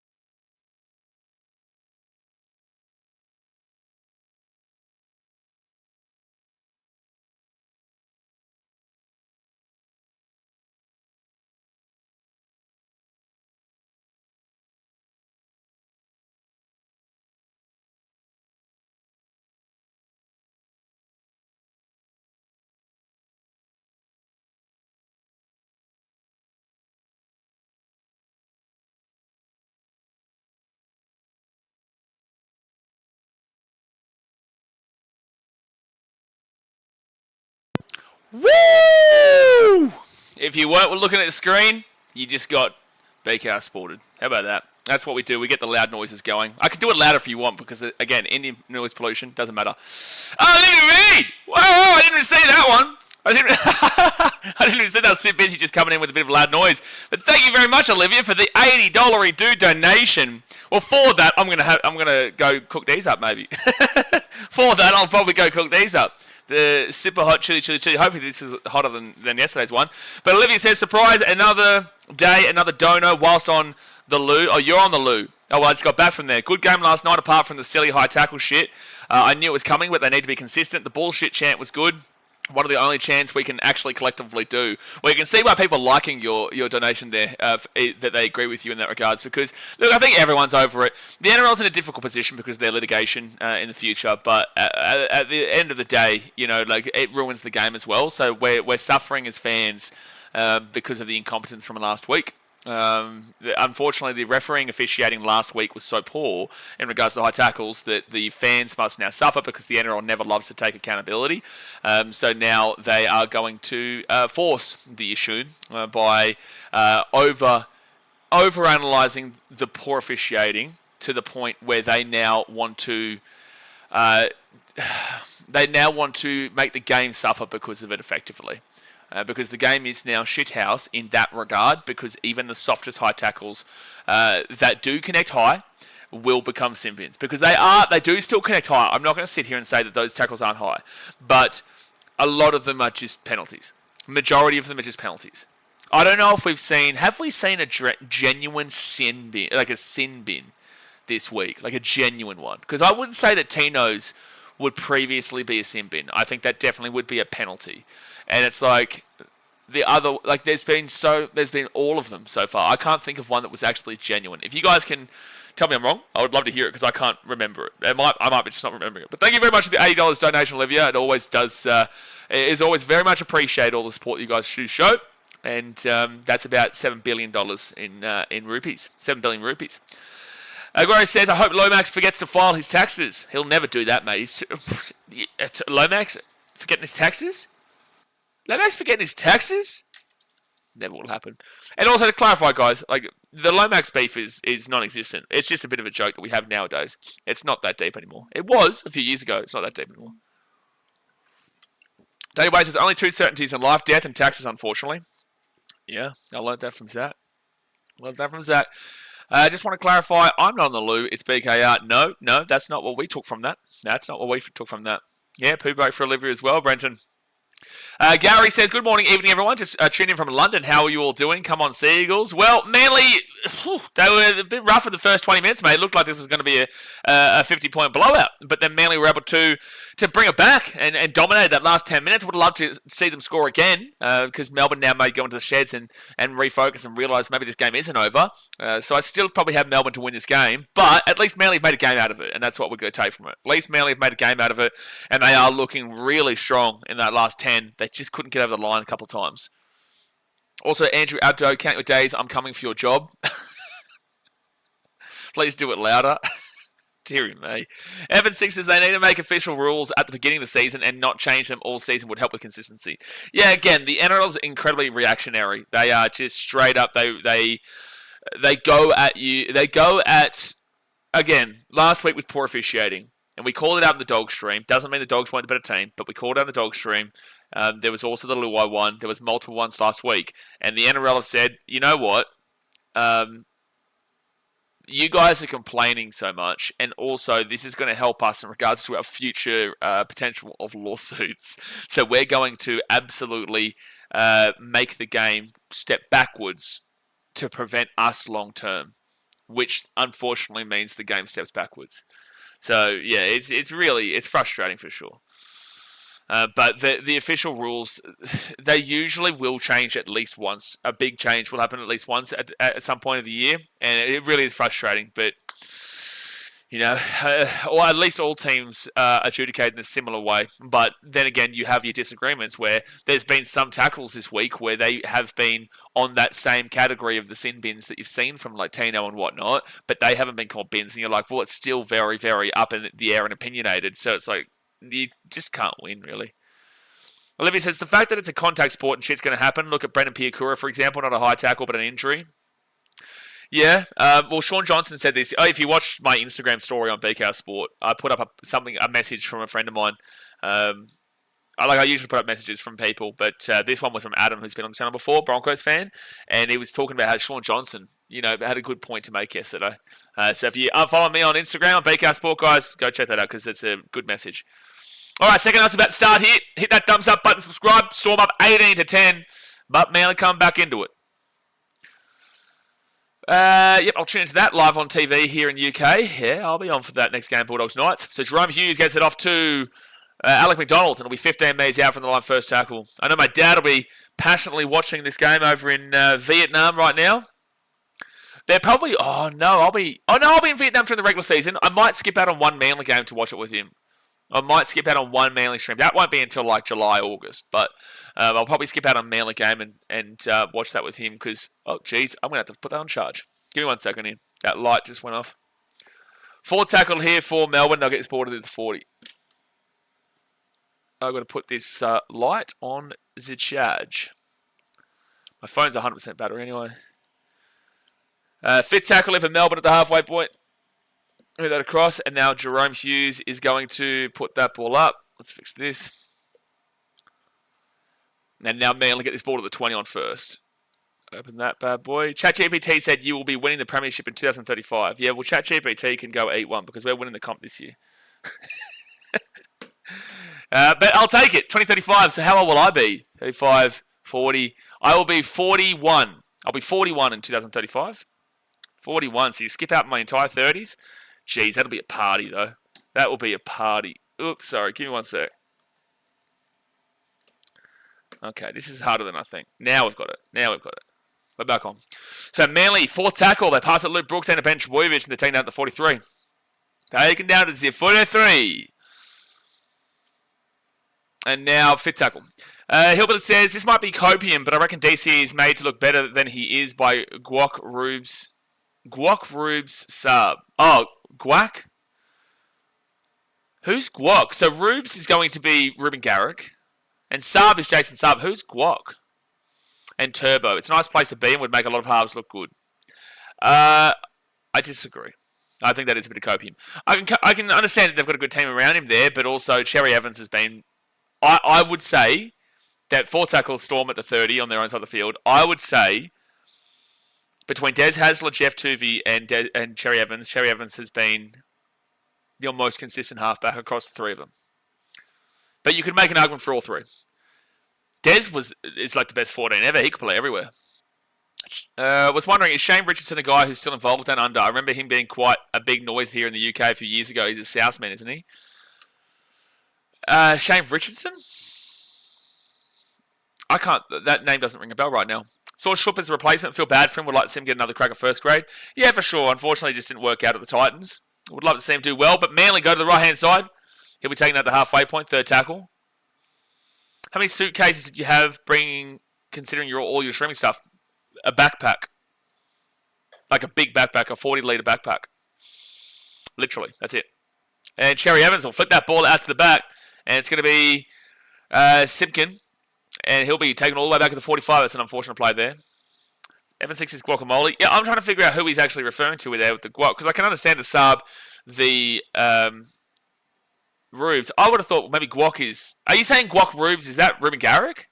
Is that like the two of them together? So Melbourne now at the 40.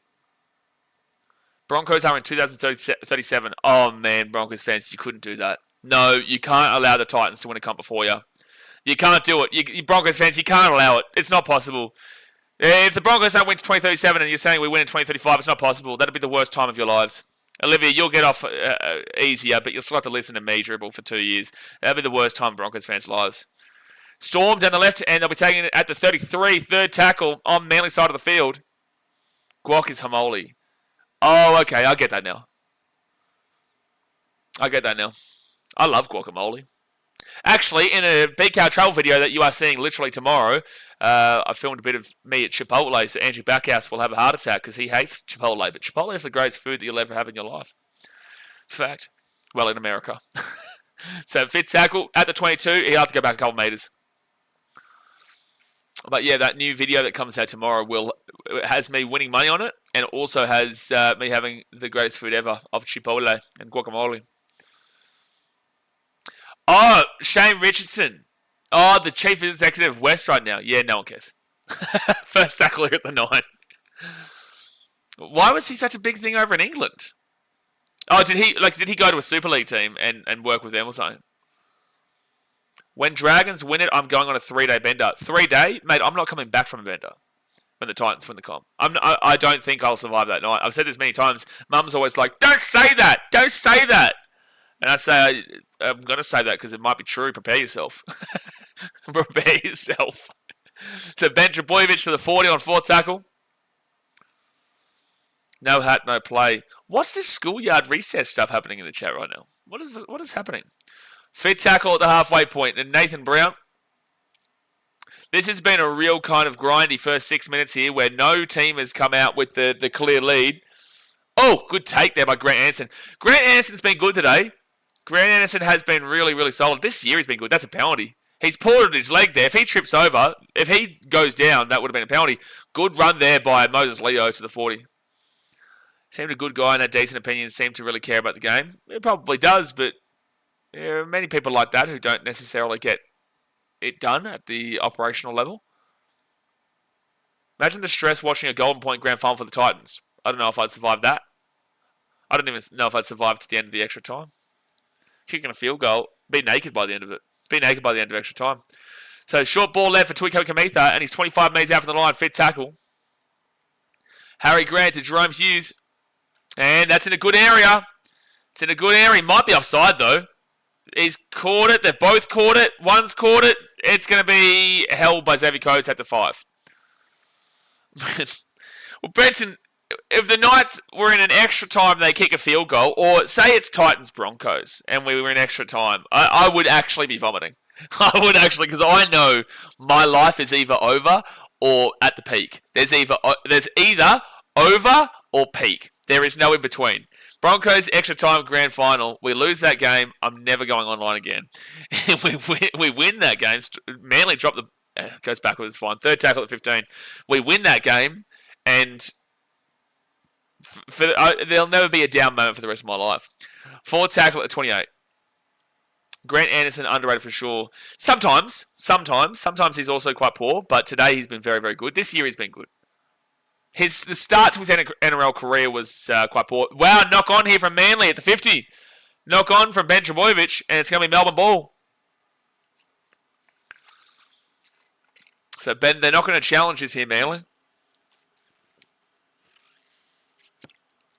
He does. What was wrong with that referee? He's touching it and then falling over, but what's the problem with that? Like, there shouldn't be anything wrong with it. That shouldn't have been a knock on there against Manly. Ben Trbojevic didn't drop the ball, played it with his foot. There shouldn't really be anything to do with that. Didn't mean to make the eyes after you comment. No, you want to see that, which is a bit weird, but you do you. Ref is being pathetic. Well, I think that's a bad call. I don't think there's been bad calls throughout the game, but I think that's a bad call. I mean, the ref's been fine for the most part of today, but that was a very poor call. All right, so Melbourne, 25 out, first attacking opportunity for either team in this second half, and they're 10 metres away now, 5th tackle. They did their best work in the early part of the game. Jerome Hughes over the top, gets it off to Grant Anderson, steps inside, try time. Well done, Grant Anderson. That is a tough try, and that is rough for Manly fans because you'd be sitting there saying, what the hell, ref? That was absolutely not a knock on there, which allowed the Melbourne Storm to get the ball at the halfway point. So that's unfortunate that Manly do suffer and Melbourne do capitalise. We go back there, and you can't tell me that's a knock on. You can't tell me that's a knock on from Ben Trbojevic, and unfortunately that call has led to Melbourne Storm scoring. You could argue ball plant. But the thing is that he does get his foot to ball. He gets his foot to ball, he rolls it back, he doesn't drop the ball. So it's like, I get the ball plant, but at the end of the day, there was no mistake. Like, ball plant will come because of a mistake that gets made. There was no mistake that Ben Trbojevic made besides falling over after he'd already rolled the ball. Like, his foot was already on the ball and rolling it when he fell through. So the mistake wasn't there to be called upon. Kenny says, who are these Sea Otters? Never heard of this team. Sea Otters? I mean, Sea Eagles? You've never heard of the Manly Sea... Oh, you're American. That's right. They're Manly Sea Eagles, man. They're a very good team, but one of their best players is out at the moment. One of their best players is out.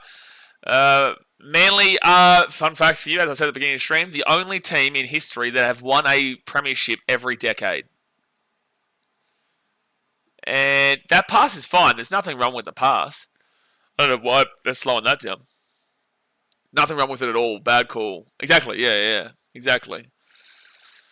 But Pappenhausen will get the kick to make it 14 points as well. So not only is it out of the 1 of 12 for Manly now, it is a 13-pluser, which makes it difficult against the Melbourne Storm team. That should be as good as they... Like, they've still got inconsistencies in this game, but it still has been a good performance in parts. And this is the thing that people mistake. You cannot blame the Melbourne Storm for that. That's not on the Melbourne Storm, that is on the officials. The officials make that call, and this is what I was saying about the Bulldogs last week. It's not the Bulldogs' fault that the referees were incompetent in that game. But it's also not Melbourne's fault that that was a incorrect decision from the officials in this one. It is the referees that you target there, not the Storm saying, well, they cheated. No, they didn't cheat. They just benefited from a call that every team does benefit from, but it's not their fault. They're going to take that advantage just like your team would. So 30 minutes to go here in the game. Hit that thumbs up button and subscribe. It's a 14-point lead for Melbourne. I think I like Sea Otters more, to be honest. Fair enough. There's Sea Otters, there's Seagulls, there's Seagulls. Silvertails. We're going back 40 years for that, though. Actually, I wonder if anyone who's young even knows what Silvertails means anymore. Anyone who's like under the age of 25 in chat, comment if you know what Silvertails means. Anyone old? I mean, I'd say maybe even 30.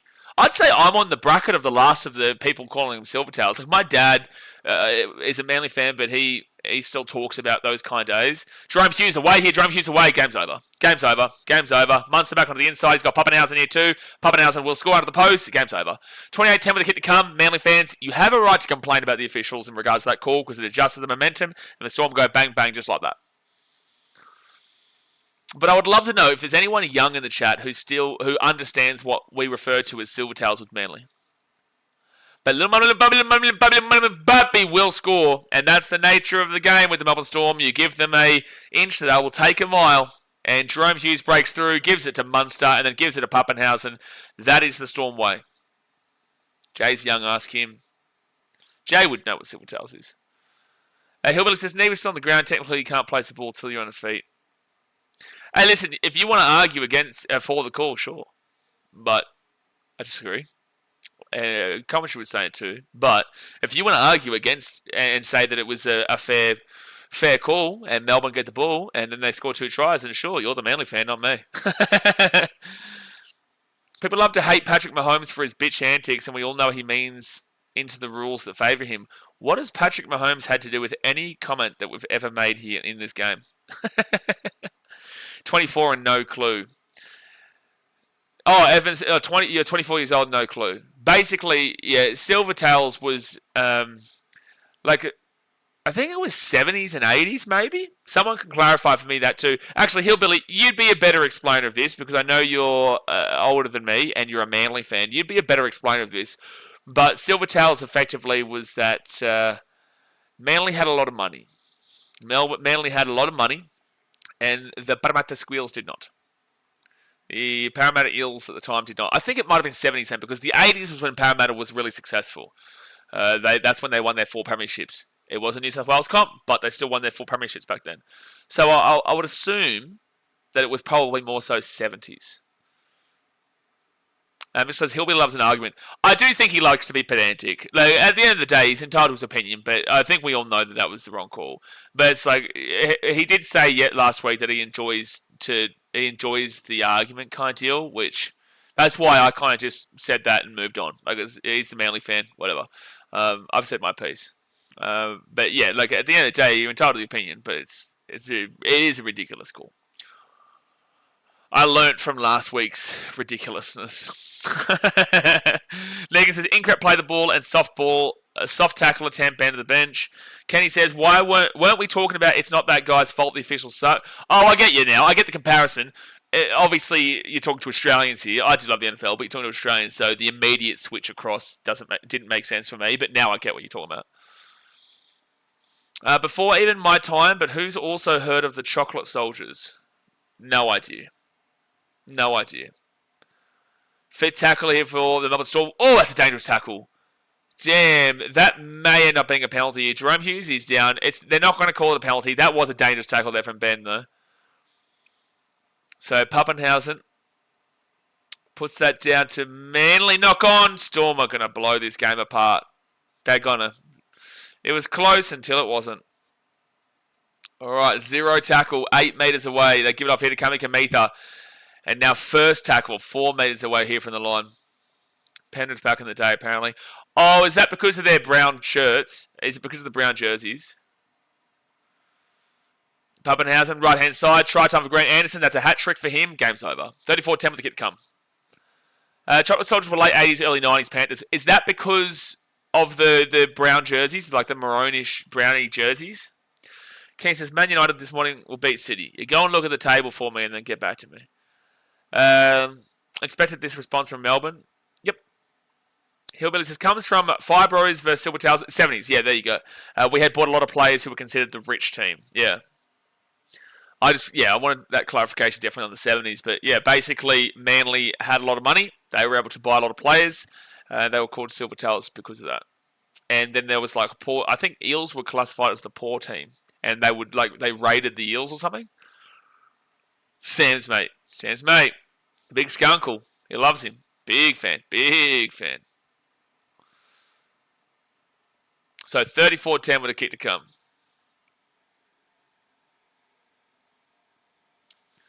I'm just going to read this message from Fred. One sec. Finger on the trigger.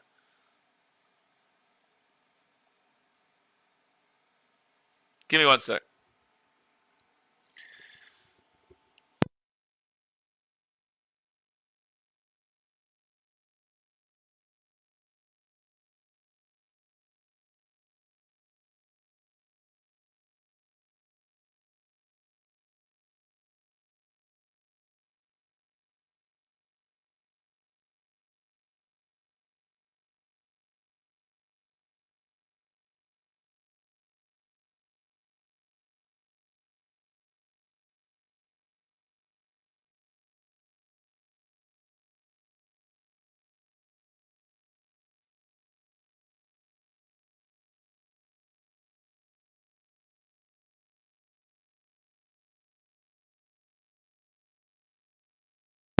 All right, we're back. 36-10. With 25 minutes to go here in this game. Don't forget, we will be live as well for the next game, which is the Bulldog and Dog versus the Knights. That's weird. A Manly fan. So apparently the cheerleaders at half-time, a Manly fan was giving the finger to the cheerleaders. Why? Why? Why are you giving the middle finger to the cheerleaders? If anything, get the camera out. Keith says, are there free agency and teams trading much in the NRL? Where did you guys come from? Colleges? There's no colleges really here. It's a penalty to Melbourne. Is there a development league or they scout them, just say, come on, bro, and play? No, so we have a Queensland Cup, which is like teams in Gold Coast, Western Brisbane, Cairns, Townsville, Sunshine Coast, all the way up Queensland. That's the collective of teams. And then you've got the New South Wales Cup, which is teams from Sydney, Inner, West, Newcastle. There's a New Zealand team. There's a Fiji team. Actually, is the New Zealand team still there? I don't know. Yes, New Zealand are in it, and there's a Fiji team in the lower grades. I don't think Victoria has a team. But basically, you have those two little separate areas. But the way you get into that is just by going through the high school system and playing for like a local rugby league and all that kind of jazz. It's not like America. You got to remember, America has 360 million population. We have a population of 27 million, and it's very much segregated into Queensland, New South Wales, and then Victoria, South Australia, Western Australia, in a way. Darwin's 50-50. Tasmania, you bring into them. Canberra, ACT is with us. And knock on there from the Storm, so it's going to be Manly ball at 35. So yeah, like there is development leagues. The development league would be the Queensland Cup and the New South Wales Cup. Free agency but it's not the same as yours. And teams trading. There's no like trades. Like you'll see, there was a trade a couple of years ago. We had the first ever like loaned player, which was Harry Grant to the Tigers from the Storm back in like 2021 or 2020. They gave him a standing ovation. They finished in literal ninth. So it might have actually been 10th because the Sharks I think finished in ninth that year when we came 8th. So yeah, it's not the same, but there are similarities. But we don't have like a draft or anything, but there's been rumours for a long time that we want to bring the draft in, and Peter V'landis has been speaking about it quite openly that he does want to bring it in eventually. It's just a really difficult process with the way the current system is set up to transition to that draft process. Out of the right-hand side, Lehigh Habawane, taking out the 24th tackle now for Manly.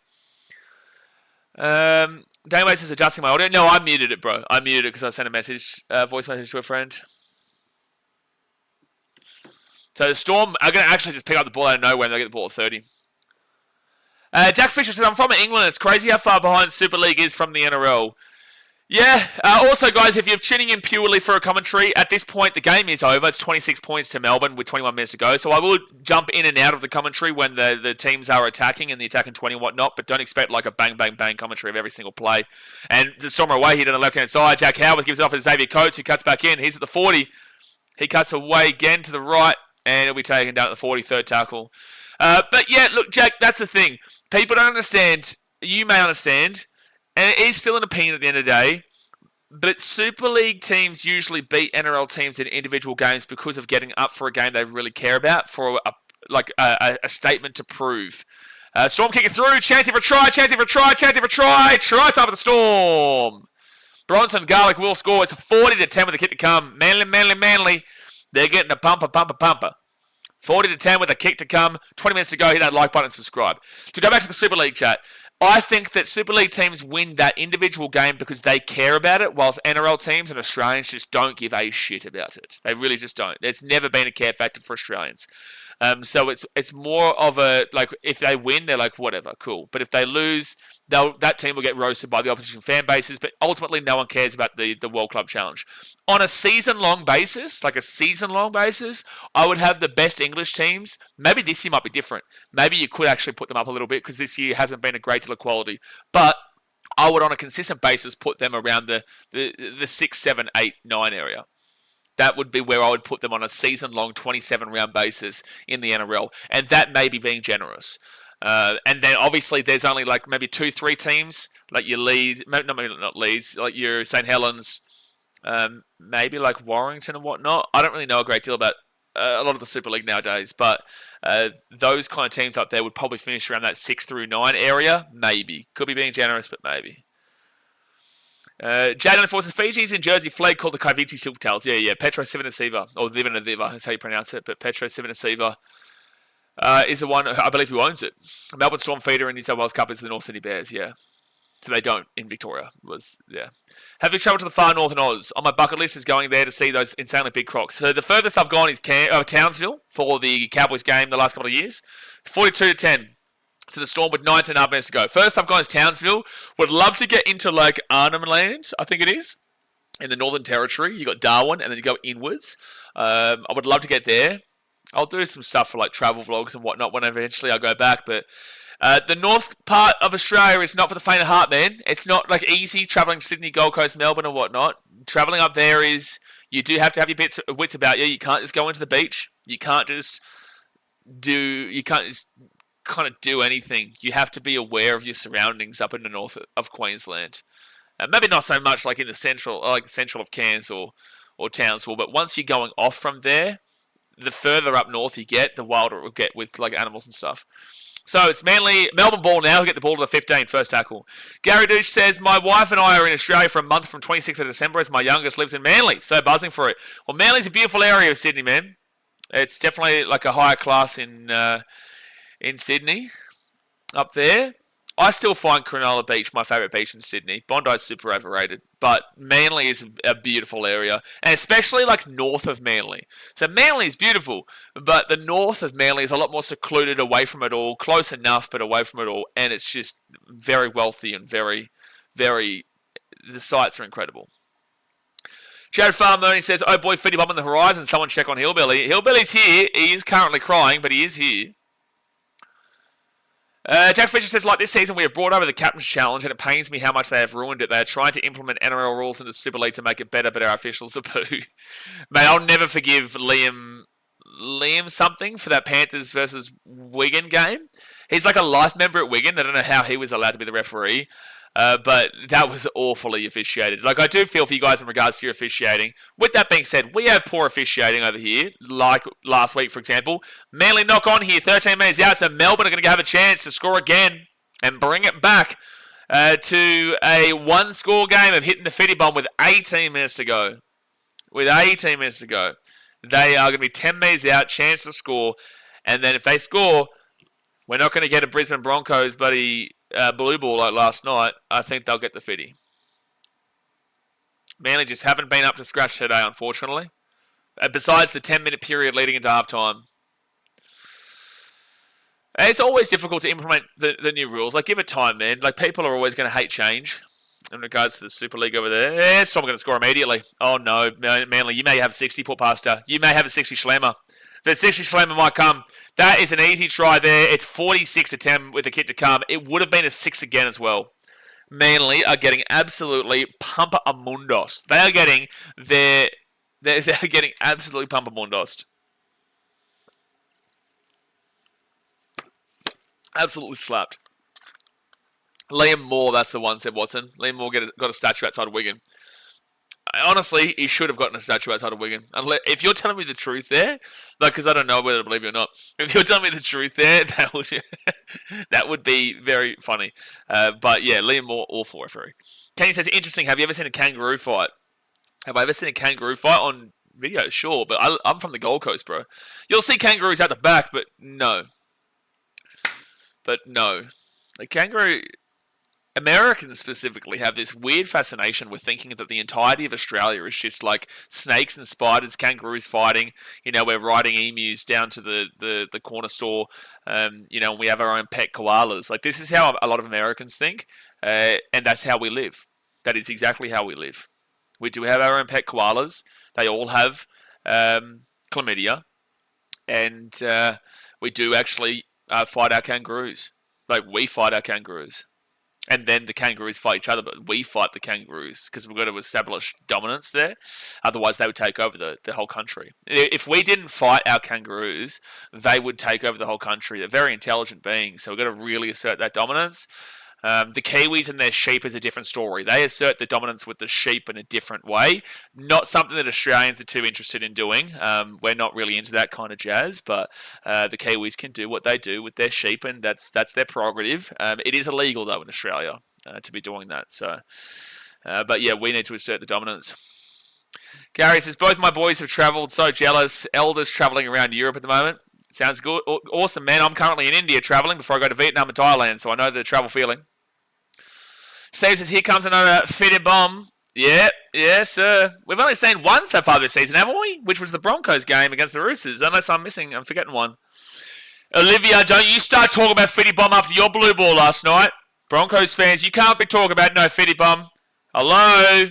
Broncos fans, you blue ball the living shit out of us. Well, there might not be a Fitty Bomb here today. There might be a 60 slammer. There might be a sexy 70. Manly are 2 points away from not being able to win the comp. Jared says, hey, leave us and our sheep out of this. Hey, whoa, what you guys do is your business. You know, we're not getting involved in your business over there in New Zealand, man. Like I said, you guys do what you need to do. Again, it's illegal here. I can't speak about the legal processes of New Zealand in regards to relationships with the sheep. But as a penalty to the Melbourne Storm, that's for you guys to decide and for us to watch on in horror. Negan says, Kiwis made them birds fly. The Kiwis made those birds flightless. Deary me. Storm vs Eels game, round 12. You know. Oh, Storm vs Eels game, round 1. Okay, yeah. And the Roosters Broncos. Don't forget the drop bears. No, the drop bears are serious business, Craig. We can't be talking like this. You know, the drop bears, see, I'm shaking. Like, as you talk about the drop bears, like, I move around. I'm not comfortable talking about drop bears. They're terrifying. They really are. Drop bears are really scary figures that You know, a lot of foreigners and travellers who come to Australia just don't understand the severity of how dangerous they can be. You know, they are really dangerous, and you don't just get them out in the outback; you get them in the cities too. Like I was walking down Darling Harbour one time, and there were plenty just hanging out and around, and it was really kind of scary stuff. I don't know how we do it in Australia, but it's really good that we're able to kind of survive despite their impact. So the Storm are going to be 33 metres out from the line, 30 on fourth tackle. Hunter Parada says, Manly don't care. My Warriors need to bring our A game next week. You don't need to bring your A game next week. You need to bring your A++++ perfection mark next week against this Melbourne Storm team. Steve says, who wins the comp? Probably the Storm. Probably the Storm. Despite last week, probably the Storm. 1 week doesn't change my opinion. So they kick that ball up there. And it will be, I think, a dropout. I don't think Storm touched this, but they're going to check. They're going to check. Craig, you might find it funny, man. You may find it funny, but I definitely don't. I definitely don't. You know, I don't want to... there could be a drop bear potentially watching this right now. Who, when I come back to Australia, when I'm travelling around, something could happen. It's offside. It's going to be a Manly... it's going to be a Manly penalty. You know, I don't want trouble with the drop bears, man. I don't want trouble with them. The Kangaroo Foxes. Yeah, new breed, the Kangaroo Foxes. Yeah, new breed. It'll be interesting to see if they try to take over. Like, we've already lost one ward of the emus, but luckily enough, we were able to stave them off long term. So hopefully we don't have to take on the Kangaroo Foxes anytime soon. Kenny says, it's going to be a knock-on anyway. So they didn't actually call the penalty. Sorry. Hold on. I like the NRL Commissioner. There was a documentary on the Vegas idea and how it came to be. Andrew Abdo and Peter Vlandis are actually good for the game. It's just that a lot of people will complain regardless. Daniel Bates says, I saw an animated program about the Aboriginal life years ago. Really made me think, and it made my head really imagining all that spiritual stuff fascinating. Yeah, no, it's amazing. You know, and now that I'm in India, I'm finding Hinduism fascinating. You know, Hinduism isn't a religion as such. It's like a belief. It's like a way of life, right? Which I guess would be similar to the indigenous in a lot of ways. So, like, I believe in God. I'm not, I don't believe in organised religion. I believe in God and Jesus Christ, but not organised religion. But it's been really interesting to see kind of, because you can be Hindu and Christian. Like, there's not like a rule that you can't be, that you can only be Hindu, like Hindu. That's a penalty against the Storm. He's an idiot. Penalty to Manly here, 38 metres out even the line, which is really interesting. It's more of a way of life, not a religion, which I always thought it was a religion. He's waiting for you at the airport. No, he's not. I was respectful to him. I was respectful. Someone says, isn't there just spiders and shit that wants to kill you everywhere? And that is the problem with the overseas thought process. To be real, like, there are spiders and snakes, sure, but not really in the big cities. Like, sure, you'll see some snakes and whatnot, but, like, at the end of the day, it's not... The outback is where it will kill you. The outback will kill you for sure. And that's not even joking. That's straight up. That's straight up. But the inner cities and stuff, you'll be fine. Third tackle here, 15 metres out. Or 5 metres out? Might be 15. Yeah, he's 15. Gave me goosebumps, to be honest, and this was many years ago. Indigenous is a fascinating culture. Chance of Mele Mele. Shots on Mele Mele. 48-10 with a kick to come. They only need to score 34 million tries in the next 12 minutes. But at least they score the try to bring it back within 34. Because actually, it's actually big. Their points differential is actually quite significant here. Because Manly are on plus 52. Like, if Manly lost by 54, they would go below the Raiders. If they lost by 56, they would go below the Titans and the Knights. So they need to score this try. Who wins? A koala bear with rabbis? A koala bear with rabies or a kangaroo on cocaine? Mate, that kangaroo destroys the living shit out of that koala. What are you talking about? Kangaroos are very, strong. And again, no joking here. Kangaroos are very strong. They will destroy your car.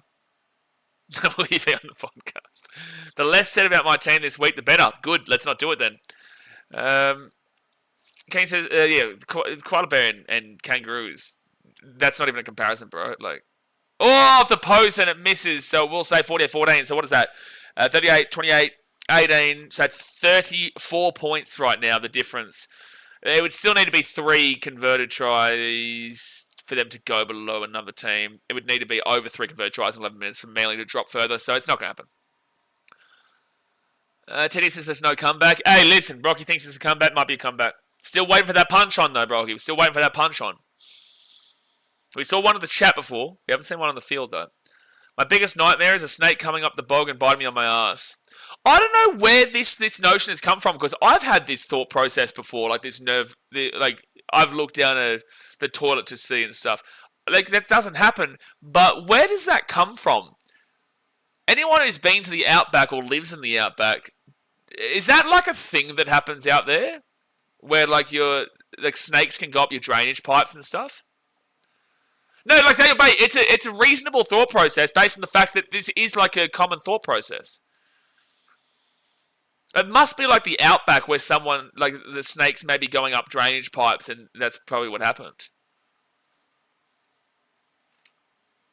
Sam, you basically live out near Uluru. Why don't you tell us? Craig Howard says they must think we're on the set of an Indiana Jones set with all the snakes. They think we have. Well, yeah, pretty much. But if you go to the outback, you are on an Indiana Jones set. Oh, he's lost the ball. Yep, that's a knock on Manly. Here we go. The Fitty Bomb is on here. 10 minutes to go of the game, guys. Hit that like button and subscribe. And if you're new here, so basically, it's $5 per become a member for the month. The people with the green lights are members. They will spam the living shit out of a 50 Bomb GIF, and you can only use the 50 Bomb GIF if you are a member. So, it's about to get dropped into oblivion. There's no interference from Harry Grant there. It's just a knock-on from Waddle. I've seen a lot of red-bellied black snakes in my area. Are you down Gong? If you're down Wollongong, then maybe, sure. Cogra, I wouldn't say, surely. I wouldn't say Cogra would have it, but like Gong, maybe. Outback Steakhouse is the shit. We had an Outback Steakhouse literally like 3 minutes away from where I grew up. In Merrimack and the Gold Coast. It was amazing. So Melbourne here, the Fitty Bomb GIF is about to potentially get dropped, but don't drop it until they hit the Fitty. It's lucky because sometimes when it's like a 44-pointer and someone scores a try, they get to 48, people spam it and they get timed out because they hadn't hit the 50 yet because you got to wait for the kit to go through. So luckily, at least if they score a try here, it'll be automatically 50. So Harry Grant, he'll go out to the left. Manly, 2 points away from their season being over. 15 away, third tackle. Penalty to the Storm. Take the 2!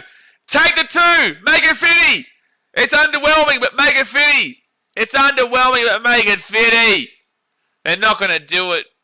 They're not going to do it. That's a disgrace. That's a disgrace. You better score now, Melbourne. That's the biggest blue ball ever if they don't score now. Grant Anderson, 5 metres out. That would actually be the biggest blue ball ever. A kick from right in front of make it 50. Instead, they're going for the try. It's added to you, Cats. Absolute Cats, man. Cats to go for the try. Cats to go over the try. But then again, as Titans fans, we want them to keep scoring. As Titans fans or fans of the Knights or Raiders, you definitely want the Storm to just keep on scoring. Keep on scoring. Keep on scoring. Third tackle, 5 metres out. Harry Grant kicks it through. I think it's still Storm ball. First tackle, a bounce off a Manly player into Harry Grant. So first tackle. It's been disappointing that Storm haven't matched the clock, to be honest. Real disappointing, mate. Season might be done, really.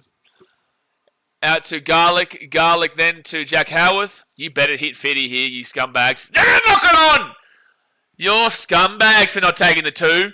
That's a scumbag way. That is an absolutely diabolical scumbag behaviour to knock over the 2 to make it 50. That's diabolical behaviour. Diabolical behaviour. We lose the challenge we should have used on the Burbo play the ball. Yeah, I agree. Because I'm telling you, that would have been, they would have overturned that. They would have. They think about 60, not 50. Yeah, well, they can think about it 60, not a 50, or they like it, but they're not even at a 50. So why do you think about the 60 after you get to 50? You're like going broke saving money here. Melbourne going broke saving money. You watch they kick a 1 next. They kick a field goal, and I'm going to flip out. I'm going to crash out more than I did for Titans yesterday. So second tackle, and Manly throwing the ball forward. Oh, they're going to say it's backwards. Olakawata's away. Olakawata's away. Good luck stopping him. Good luck stopping him. He's away. The 40, the 30. He flicks it off to Jason Saab, and they will score. Melbourne, you absolute MX. We want the Fitty Bomb! So it's about to be 48-18 with a kick to come. Manly will score. Adam Smart says, snakes swim over here all the time from your deadly country. About 7 to 10 alive ones a year, according to our government anyway. What do you mean snakes swim to New Zealand? Hold on a second here. What are you talking about? What article are we looking at here? Eh? What article are we looking at here? Where's your article? The only exceptions to snake found in New Zealand are saltwater dwelling snakes. I didn't think there were snakes in New Zealand. Does not have any poisonous snakes. Shut your mouth. I knew it. I knew you didn't have any. Because I know Fiji doesn't have any poisonous snakes besides like sea snakes. But the sea snakes can only get you in the webbings. Charlie Johnson says, do you think the Rabbitohs will drop off? I do, but I still tipped them for 7th this year. But then again, you know, we'll see. But I still tipped them for 7th. I was still confident they'd make the 8. I'd probably push them into 6th right now. I'd probably push them into 6th. On my preseason predictions. Damn it, Melbourne should have just taken the 2. We need a Fitty Bum. I've been complaining about that for the last 5 minutes. If they don't get it, it was the biggest blue ball we've ever seen in our lives. J94 with a $2 donation. Thank you very much. Love your work, mate. You won't love it next week, though. So, Garrick will miss that kick and it'll stay 48-18. But thank you very much for the donation, Jag94. No snakes in New Zealand. There's no venomous snakes. There are like sea snakes and stuff, but that's the same with like Fiji. And it's so weird as an Australian, right? So we grow up with the ideology that going through like long grass, there's going to be a snake there because in Australia there more than likely will be. So you don't want to walk through long grass. So you can actually just straight up walk through long grass in Fiji and nothing's going to happen to you. But I will never get used to that. I will never. I will always have a concern that it's going to be like a really poisonous snake inside long grass. So I just don't like walking through long grass anywhere in the world. I don't care if it's in Vatican City. And Vatican City definitely doesn't have any poisonous snakes. Well. Someone says, Bunnies need to see how all those injuries shake out, hamstring injuries for everyone. Oh, yeah, they've got a lot of hamstrings. Sorry, there are no comments there between shakeout and whatnot, is what got me, but we got there. Coates, did he get injured? I didn't hear anything about it, did he? Maybe, did he? I didn't hear anything about it. He is off, so maybe. Or maybe he's just not on because of the score. I don't know. Does New Zealand get the blue ring octopus? What are you setting up here, Jay? Father Time kicking Garrick's ass. What are you setting up, Jay? The blue ring octopus found in the Pacific. Like I know it's out, like in the outer islands of Fiji, I think. I think it was the outer islands of Fiji that you get the blue-ringed octopus. It's a valid question. I know it's a valid question, but I just know you, Jay, so I've got to keep my eye all the time. Especially with the name of it. Blue-ring octopus. I'm going to put Fiji. Most dangerous creatures you need to stick clear of in Fiji. Correct. It's only outer islands, though. It's not like the inners. It's not. You won't have a problem if you're going to, like, the Mamanuthas or... like Nandi and stuff. Maybe if you're going... maybe Rotuma might have them. I haven't been told about them. You have the stonefish in Rotuma, though. That's going to be a penalty to the Storm here. 4 minutes to go. They've still got a chance to get a Fitty Bomb. Penalty to the Storm. I know in Rotuma they have stonefish, but I haven't heard them tell me about the blue-ringed octopus. But I would assume it would be there. Come on, Storm. It's going to piss me off they don't get 50. Welcome to our live, Seb Watson. The Broncos pissed us off last night. Our deadliest in New Zealand is white-tailed spiders. Oh, well, that's like a double hit. Well, why is that not a bin comparatively to what we've seen this weekend? Why is that not a bin comparatively to what we've seen this weekend? Yeah, I've seen bins for way less than that. We have seen... And the commentary is complaining about this too. Why is that not a bin, but yet we saw all the bullshit before? Brocky with $3 donation. Firstly, appreciate you, bro. It says, how much money for you to walk into the Amazon jungle? Mate, the flights to the Amazon are at least, at the very minimum, getting paid for, and the accommodation, mate. At the very minimum. I would deal with the experience, but I would shit myself the entire time. So thank you for the donation. Third tackle now, 5 metres out from the line. Come on, Fitty Bum! Fitty, come on! Come on! Harry Grant offload to incoming Kamida. No, that's not. That's Utwakamanu. 3 metres out, 4 tackle. Come on, Storm, please. We need the fitty bum. Munster to Sean Bloor. He's 7 metres away, fit tackle, please. Mitchell says Broncos did not piss us off. Oh, they did, Mitchell. They very much did. You just don't want to admit it. Oh, my gosh. They're not even trying. Try! Munster! Kicks it through! Where's the ball? No, Melbourne, you scumbags! Well, that's forward. Oh, Manly might score again. Manly might score again. They flick the ball all the way across into Jason Saab, where he's going to have space at the 30, the 35, the 40. He steps out to the right. He's away. He gets it off here to Ruben Garrick. Garrick steps again, goes back to the inside. He steps again. He'll get the offload away. They're going to score again here, Manly. They're going to score again here, you would assume. No, they don't. They're taking down to 15. Oh, Storm are going to screw us. They're going to screw us bad. Buddy, Storm scumbags. Storm scumbags, bro. Scumbags not hitting the 50. Scumbags. They'll have one more chance at it and they're not even going to try for it. Puppy Coach and Hughes all on ice. I don't think 50 is the priority just to keep those 3 fresh. Hey, they had a penalty from literally right in front, 10 metres out. Considering what you just said, would you not think they would take the 2 then? Would you not think they would take the 2 then 5 minutes ago? Considering they had a penalty from right in front, 10 metres out. You could literally throw the ball over. Whoop. That's what they should have done. Cherry Evans kicks it through and try time for Manly. Manly, try time. It'll be 48-22 with the kick to come. Very high scoring game. Oh, maybe not. Maybe not. The bunker. Bunker. Thank you, Steve Irvin. Watch out for blue bottles in Australia. I think everyone knows that one, brother. It's going to be a penalty to Manly. Unbelievable, Melbourne. You are a disgrace. You are a disgrace. Manly can still win the comp now too. You did this to yourselves. When are you eating another bag of spicy chips on stream again? Well, I have this. I do have this. Olivia donated before, but it wasn't really for this. Maybe on the next stream we could do it. But I don't know if the other ones that I had yesterday weren't that spicy or great spice. This one maybe. But I'm gonna do a hot curry stream at one point. So it's gonna be offside here. Get a Vindaloo. I've got to think where a good one is. Like, I can't go to anywhere for that, eh? Like, I have to make sure I go to a good restaurant for that.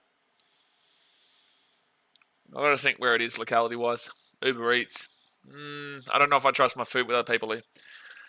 I don't know if I trust my food with other people.